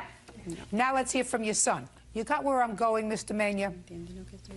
Yes. I want you to understand this, Mr. Mania. When somebody lies to me once, I tend to find suspect everything else that they say to me. I understand that. So now I'm going to ask you this question. Okay. Did your mother just tell me the truth? Yes, she did. Then you and I are going to have a problem, Mr. Mania, with the remainder of your testimony, sir, because I don't believe your mother and I don't believe you. Did your mother like Mr. Wilson? Did she like Mr. Wilson? At that point? Yes. Probably not. Did she like the fact that he brought over the cat to your house without permission? No. Did she give you a hard time about the cat being in your house? Yes, she did. That's what you just told me. Yeah. So then you want me to believe that when he came there, and according to your mother, he came to my property without permission. He wasn't without permission. Listen, that's what she told me. Yeah, but he wasn't. Just a second. Okay. That's what she told me. Okay. That all she said to him was, what are you doing here? That's what you want me to believe, Mr. Mania? That's what she said, and that's when he got into it and say, shut your mouth, that, you know. And she was like, what are you doing here? What are you doing? And he said in Spanish. No. I don't hear, what are you doing here? What are you doing here? That's two, what are you doing here? Do you understand where I'm going, Mr. Mania? Yes. Your mother was screaming at him. Yeah, she was. And he called her a bad name, and he should not have. No question about it. It was disrespectful. You understand that? I do. Doesn't give you the right to hit him. I understand that, Your Honor. And you hit him because he called your mother a name. That and because he was there at the house without permission. You just told me a moment ago he wasn't there without permission. You just said that to me, which means he had somebody's permission, because your mother just said to me that my son left the cage out for him. That was hours before. Hours before. What difference does it make? You said, come and pick up the cage. I'm going to leave it out for you. So he had permission. So now you're telling me that the reason you hit him is because he called your mother a name and because he was on your property without permission. Yes. You can't do that. I understand that. And you are responsible then for all of his injuries, because in addition to that, not only did your mother lie to me, but you lied in your answer. Because in your answer, you say, when plaintiff became hostile and aggressive towards my mother, he came at her, so I hit him. He was when... No, that's not what you just told me. That's what you put in the answer. You just told me, sir, that the reason you hit him is because he called your mother a name. You got angry. But when he was saying that he was coming towards us, he was coming towards us, Your Honor. Mr. Mania, she's a liar, and so are you. You either lied to me just now when you say that the reason you hit him is because he called your mother a name, or you lied in your answer. Because here you would have said to me, I became frightened because he became very aggressive. He came towards me in a stance towards my mother, in a stance that I thought that this guy, who you outweighed probably by 25 pounds, was going to hurt me or my mother. So in self-defense, I hit him. That's not what happened, Mr. Mania. What happened because he called your mama a name, and you hit him. And you got so angry that you chased him down the street, and you hit him again. And you're going to pay for his injuries, and you're going to pay for his lost wages, and you're going to pay for his pain and suffering, because you have absolutely no right to do that. Sticks and stones break your bones. Names will never hurt me. Judgment for the plaintiff in the amount of $2,000. That's all. Parties are excused. You may step out. Annie Linares is suing her former friend, Jamil Rivera, for the remaining payments on a 2005 Nissan Altima. Ms. Linares, you purchased a car. Shortly after you purchased the car, you realized you couldn't afford the car. Something happened with your job, I don't know. Mr. Rivera was a friend of yours. He had a very expensive car that he was renting, and so you worked out an agreement with him that he would take over the payments on your car and he would drive it. And within a period of time, a year or so, he would get a loan in his own name, put the car in his name, and you would be out of the debt that you had on the car. According to your complaint, Mr. Rivera paid for a while, then stopped paying, and the car was repossessed. You want the money that it will take to get the car back from the finance company. That is correct. Mr. Rivera says he was merely helping you out and you were going to lose the car anyway. That is correct, Your Honor. What kind of car is it? It's a Nissan Altima 2005 Touring Series. What were the monthly payments on the car? $491.05. How many payments did you make on the car? I bought it in April. My first payment was in June, and I paid July and August and September. And then Mr. Rivera took over? That is correct. What month did you take the car? On July. What month did you make your first payment? On July. She said she made 4 payments. She paid June, July, August, and September. She made 4 payments. No, she didn't. You have proof that you made 4 payments? I made payments with my check for the car. The time he took the car was in September, and I recall it very well, Jamil, because my daughter's birthday was September 22nd. Listen to me. Don't talk to him. Okay? Talk to me. Let's say you took the car in September. When did you stop making payments on the car? Stop making payments around May. Did you make all of the payments consistently? Because she has all the paperwork. So did you make all the payments consistently from September of 04, at least, until May of 05? Yes, Your Honor. There were some of them were late. How late? A month. Well, that's a lot late. That's not correct, late. Your Honor. Late is a day or 2 or maybe a week. Late is not when you have to double up payments. Correct. You bring me proof that you made those payments? No, I don't have the proofs right now because I was rushed to the airport. What, are you kidding me? If you don't have proof, sir, it doesn't exist. What you do is when you know you're being sued, you gather up all your stuff and you don't go to court until you have it. When were you notified of your court appearance, sir? Approximately 2 weeks ago. So I'm going to repeat again, Mr. Rivera. If you don't have the proof that you paid from September 04 until May of 05, it doesn't exist. When did he stop making payments? The last payment was made on May of 05 for $900. And the check of June and July bounced. So when did you last have the car in your possession? In November 05. Well, if you last made a payment, according to you, in May of 05, what were you doing with the car in your possession in November of 05? At that time, I did call the company, and I called the dealership as well. I don't care if you called the king of pro. What were you doing with the car in your possession, sir, if you didn't make payments May, June, July, August, September, October, 6 months? You had the car and didn't make a payment. Go ahead, Jamil, explain to her. Mr. Linares, if you talk out of turn again, I'm going to throw you out. You want me to do that? No, ma'am. Well, I will. I will. You did the wrong thing. Say, I was wrong, I'm sorry. I made a mistake. I didn't do the right thing to her because we had an agreement and I didn't follow through with my agreement, and there was no excuse for it, because if I couldn't afford the car, I should have returned it to her in May. Well, she acknowledged that. Listen to me. I'm sorry, I made a mistake. If I couldn't afford the car, I should have returned it to her in May. Okay, I'm sorry. That's better. Now, how much they want now for Well, you to get the car back? They want the 6 months that I owe. It's $29.46. They want the late fees, delinquency, and collection charges. You have a paper from them?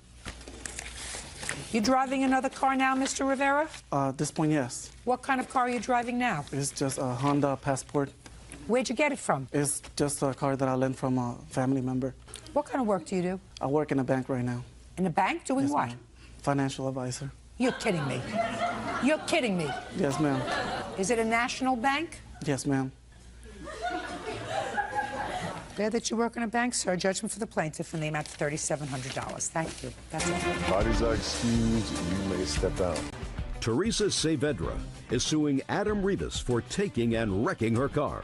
In a separate suit, the Benedettos are suing Teresa and Adam for damage to their classic Nissan 300ZX. Who is Miss Saavedra?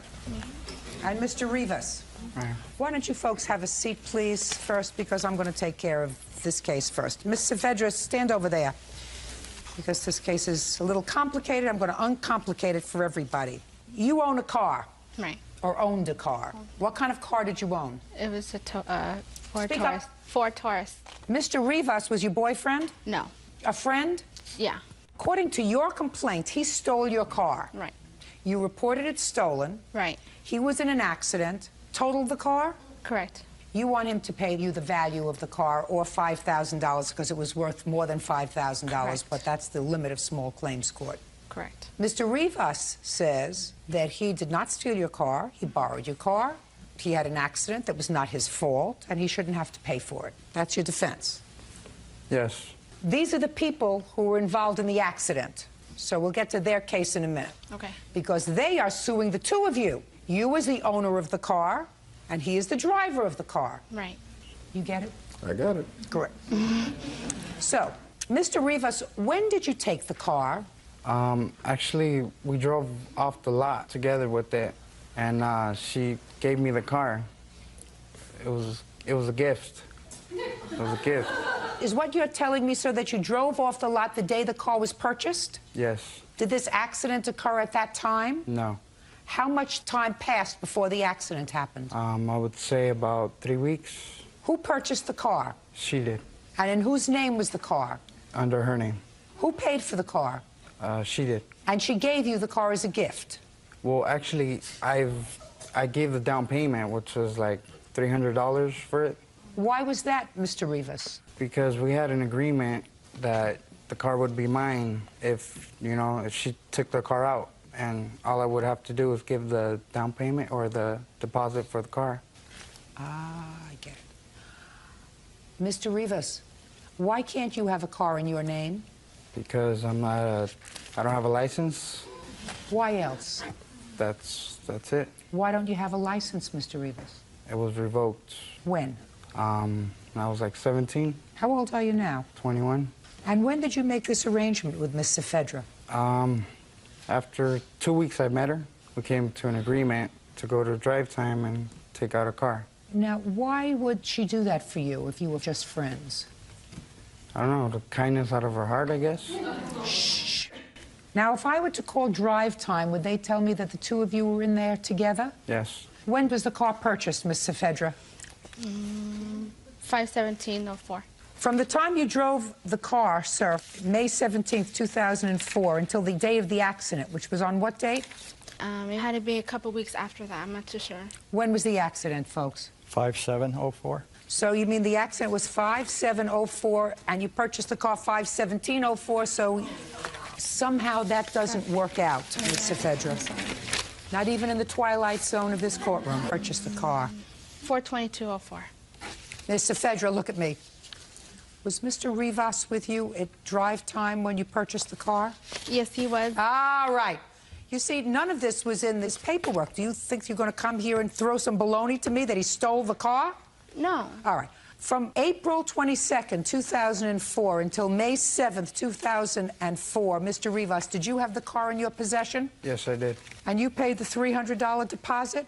Yes, I did. Did you pay by check or cash? It was cash. Who did you give the cash to? To the car salesman. You have a copy of the contract? Yes. Does the contract say that there was a $300 deposit? Yes, right here. And does it say the $300 deposit was in cash? No, it does not. It was by check? It says the total cost of the purchase is on credit, including your down payment, which is $300. It does not say anywhere about being in cash. You didn't give him a check, though. No. So Mr. Rivas gave him cash. He never gave anybody money.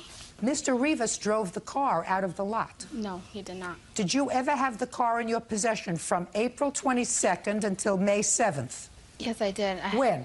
The day that I drove it off the lot, and about a couple of days after, and then I stopped, and then I met up with him, and then we... What do you mean you stopped? I just thought I wasn't able to go. I didn't go anywhere. So I was in my house. And then he called threatening me to kill me. So then I... Miss Fedra, do you think that I believe anything of what you're telling me now? I believe him.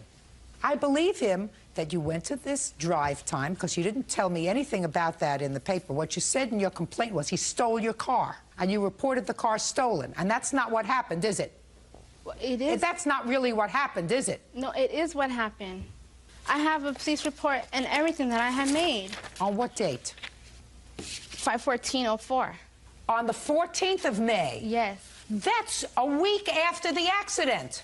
But he had took the car already. A week after the accident, you reported the car stolen? When did he take the car? Miss Fedra, don't play around with me. When did he take the car? I don't know the exact date, ma'am, but I just know he had took the car. Well, why didn't you... Just a second. Why didn't you report it stolen the day he took the car? I was scared. I didn't know what to do. And I had called him on his cell phone telling him he was going to bring it back, and he said that he will bring it back. I don't believe you. I think you're full of baloney. I think you entered into a scam with him because you knew he had a suspended license, whether you liked him or not, whatever. I have no idea, nor do I care. But you went... You drove this car out, he took possession of the car, he drove the car, he had an accident, and now you're stuck with the payments. That's what happened. And then a week after the accident, you reported stolen to the police. Now. Can I say, why would I honestly give anybody my car keys, you know, a brand new car? Because, Mr. Fedra, I do not believe you had any intention of this being your car. I believe that the intention was for Mr. Rivas to use this car, to make the payments on the car, because he had no license, and he got you as a patsy to put the car in your name. That's what I think happened. And then, when you realized that the car was in an accident and you were going to be in real trouble, a week later, you reported it stolen to the police. You didn't report it stolen a week before the accident. Let me see a copy of the police report.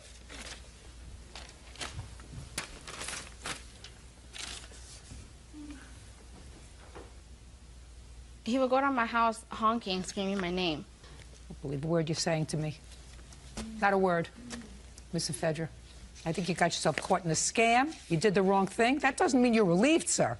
You still drove this car. You had no right driving any car because you had a suspended license. Yes, I understand that. Well, where are you going to accept responsibility for that?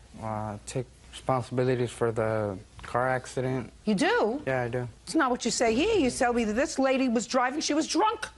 That's what you said in your answer. I'm going to get to that case in a minute. Okay. What about this lady's car? We're not on this case yet. You drove the car. You had no insurance? No. Why didn't you pay for insurance? Because, Because it wasn't your car. Correct. Because it was in her name. Correct. Right? So the only one who's going to get stiffed was her, right? Correct. How much was the car? Total cost of the car was $18,569.96. And you had no insurance? No. Well, maximum that this court is allowed to award you, let me see those papers, Bert, please. Sure. Is $5,000. You're on the books for the rest. Do you work? Not yet, ma'am. Not yet? No. How old are you? 22. When are you going to start to work? I just moved and I quit my job and I moved and I'm looking for a job now. And what about you? Not right now. Not at the moment. Who feeds you? Myself. That means that somebody's got to give you money for food. Well, I'm living under my parents' roof right now, so. How old are you? 21. What do your parents do for a living? They own their own landscaping company. Good. Are you disabled? No, no, ma'am. Then you work for them in cash.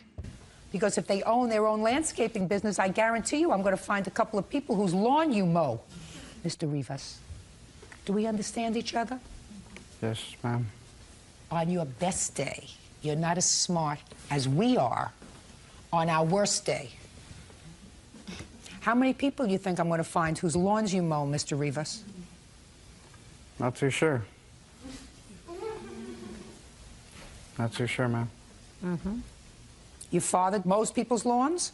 Yes, ma'am. How many people does he have working for him? About 10. Are you on the books of the company? Is not an answer. Yes, ma'am. Well, if you're on the books of the company, then you get money. What's the name of the company? Rivas Landscaping. Rivas Landscaping. Very easy. Yes, ma'am.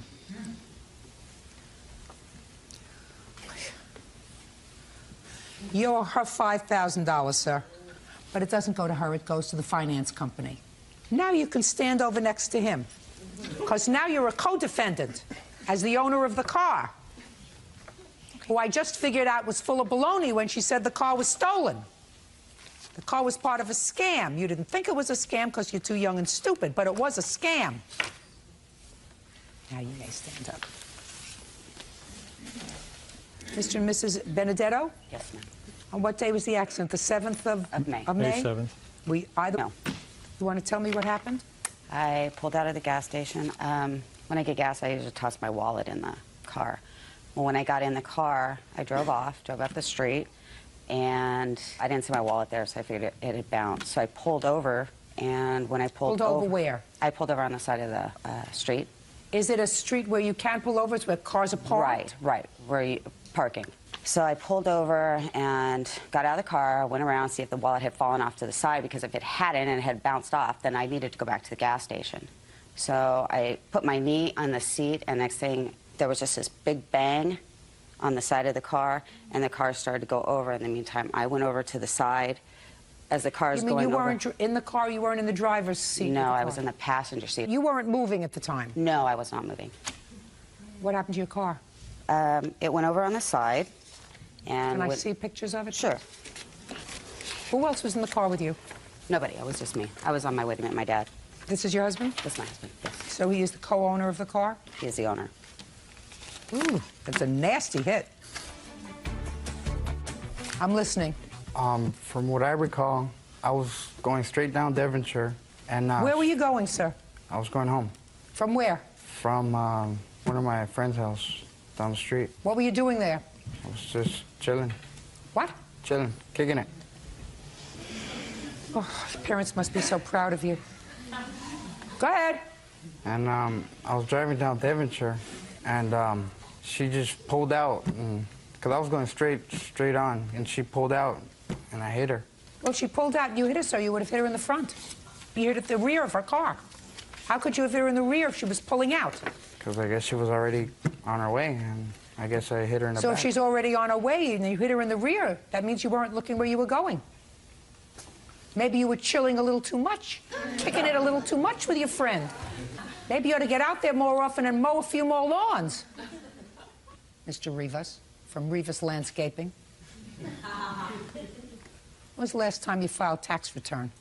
It's not an answer. I'm not sure. I don't think I've ever filed them. The police came to the scene, Mr. Rivas. You were arrested, were you not? Yes, I was. What were you arrested for, Mr. Rivas? I was arrested for driving without a license. What else? That's it. You have any other warrants outstanding when you were arrested? It's not an answer, Mr. Rivas. Yes, I did. I did. Mr. Rivas, you're still trying to get over on me, sir. I've been a judge longer than you've been born.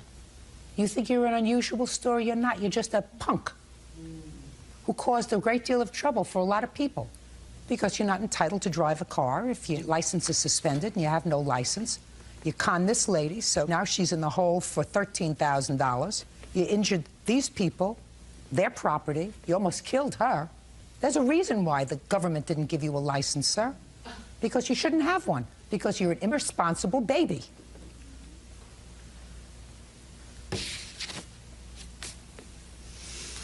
Oh. Are you an only child? No, I'm actually the middle child. There's also a problem with that. Were you able to have the car fixed or was it totaled? It was totaled. What kind of car was it? 1987 300 ZX. Do you have a blue book value for the car? Blue book is roughly 3,500. Can I see that? I'm sorry, that was 3,400. Can I see And it? I also have some comparables. That's all right. I know the car. I should mention that we did a great deal of additional work in that, the alternator, the water pump. He's an idiot. What do you want me to do? I can't execute him. The only thing I can do for you is humiliate him a little bit and give you a judgment. What else am I going to do with him? His parents are not going to be proud of him. Revis Landscaping and the people whose lawns he mowed are going to know that he's an idiot. If they see him driving around in a truck, they're going to know he has no right to do that. Anybody who lives in the neighborhood, when they see him driving a car, is going to call the police now and say there's somebody driving without a license, right? Do you understand? I understand. There was a reason he was late for court today, right? He was thinking, am I going to be dumb enough to go to court? What's going to happen to me? He had no clue how far it was going to go. Hopefully he didn't hit anybody else's car on the way over. Hopefully, sir. Hopefully. I'm not so sure. You got lost on your way coming here, Mr. Rivas? No, I didn't. How did you get here today? Is not an answer. I got a ride. You got a ride? Who drove you? There's a guard outside. Who drove you? I don't remember her name.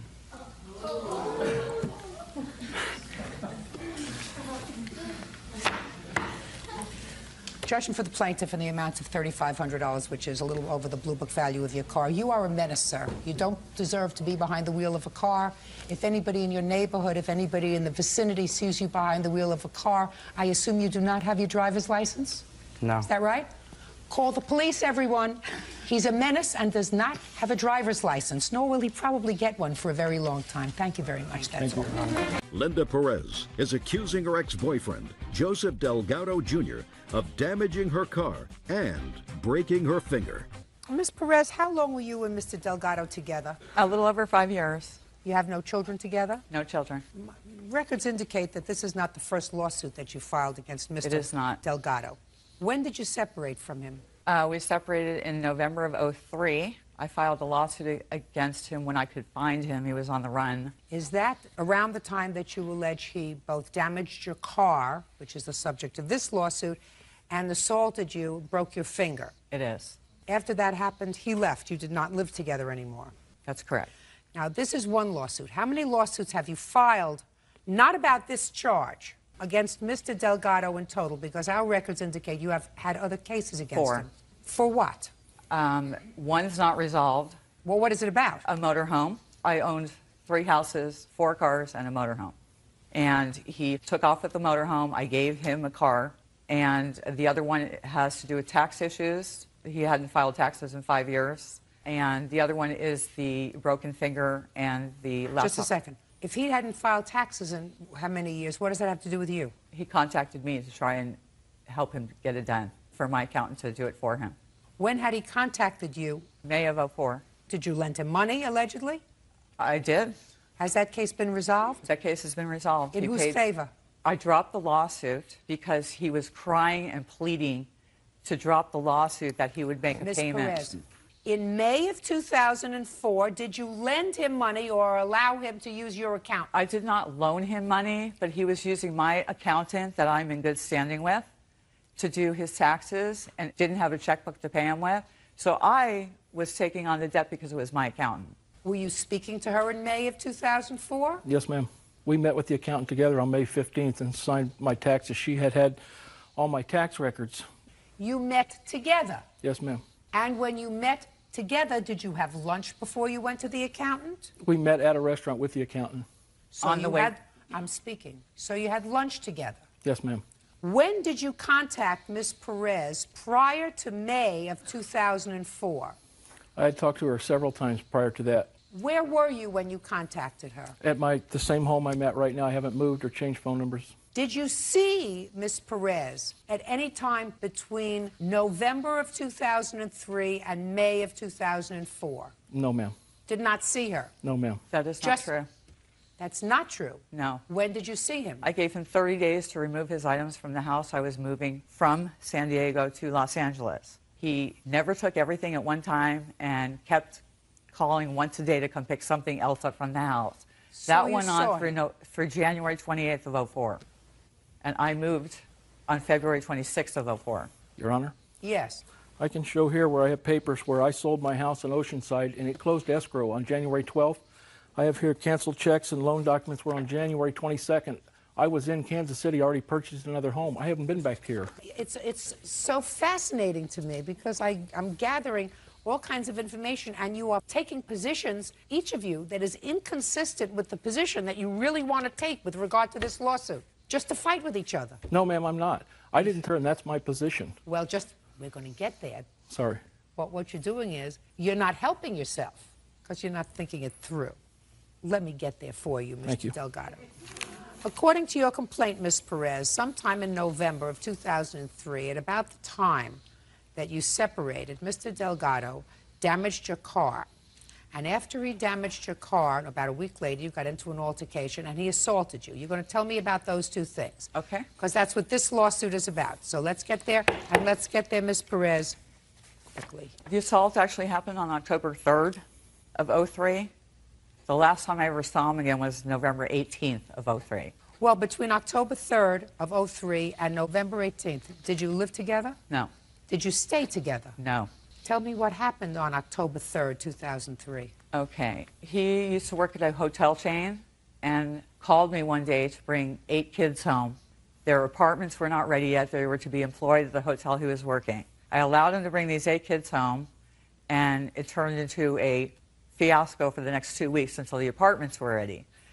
I have evidence of what my house was like, what his behavior was like. I'm not interested. Could we get to the October 3rd, 2003? Come to find out, he was fooling around with one of the kids staying at my house and would come home daily in a combative mood and subsequently threw a cell phone at my car out of anger and took my car drunk, pulled into the garage and ran over a hand dolly. I have pictures before he did that, after he did that. Was that on October 3rd? The last event was on October 3rd. That was prior to October. Talking about the car. The car was prior to October 3rd. Date? September 27th. Between September 27th and October 3rd, did you live together? He was keeping hours at the hotel. He would stay at the hotel. Ms. Perez, between September 27th... Not as boyfriend and girlfriend, no. Now, get to October 3rd, 2003. My cleaning lady was at the house, and we were in the garage. And not to disrupt her cleaning, this is my cleaning lady, we went in the garage. We started having a heated argument over things that were happening with all the kids at the hotel, and it turned into a pushing, shoving, spitting match. He proceeded to spit in my face. What did you do to him? Pushed him off of me, and that's how my finger got broken. Just a second. You said to me it turned into a pushing, fighting, spitting match. Well, match is your term. Now you've told me what you say he did to you. You tell me what you did to him. Happened to be in the same room. Well, you just told me that you just, shh, Ms. Perez, you just told me that you broke your finger pushing him off of me. Well, how was he on you? I was on the couch. He was towering over me. You were on the couch in a garage. Right. We had a computer, a television, a hockey table. It was like a game room. So you're on the couch in the garage. I don't allow smoking inside my house, and that's You're on the couch in the garage, and he's on top of you. Right. And you pushed him off you. That's correct. And you broke your finger. That's correct. What else? My cleaning lady at the time was inside cleaning the house.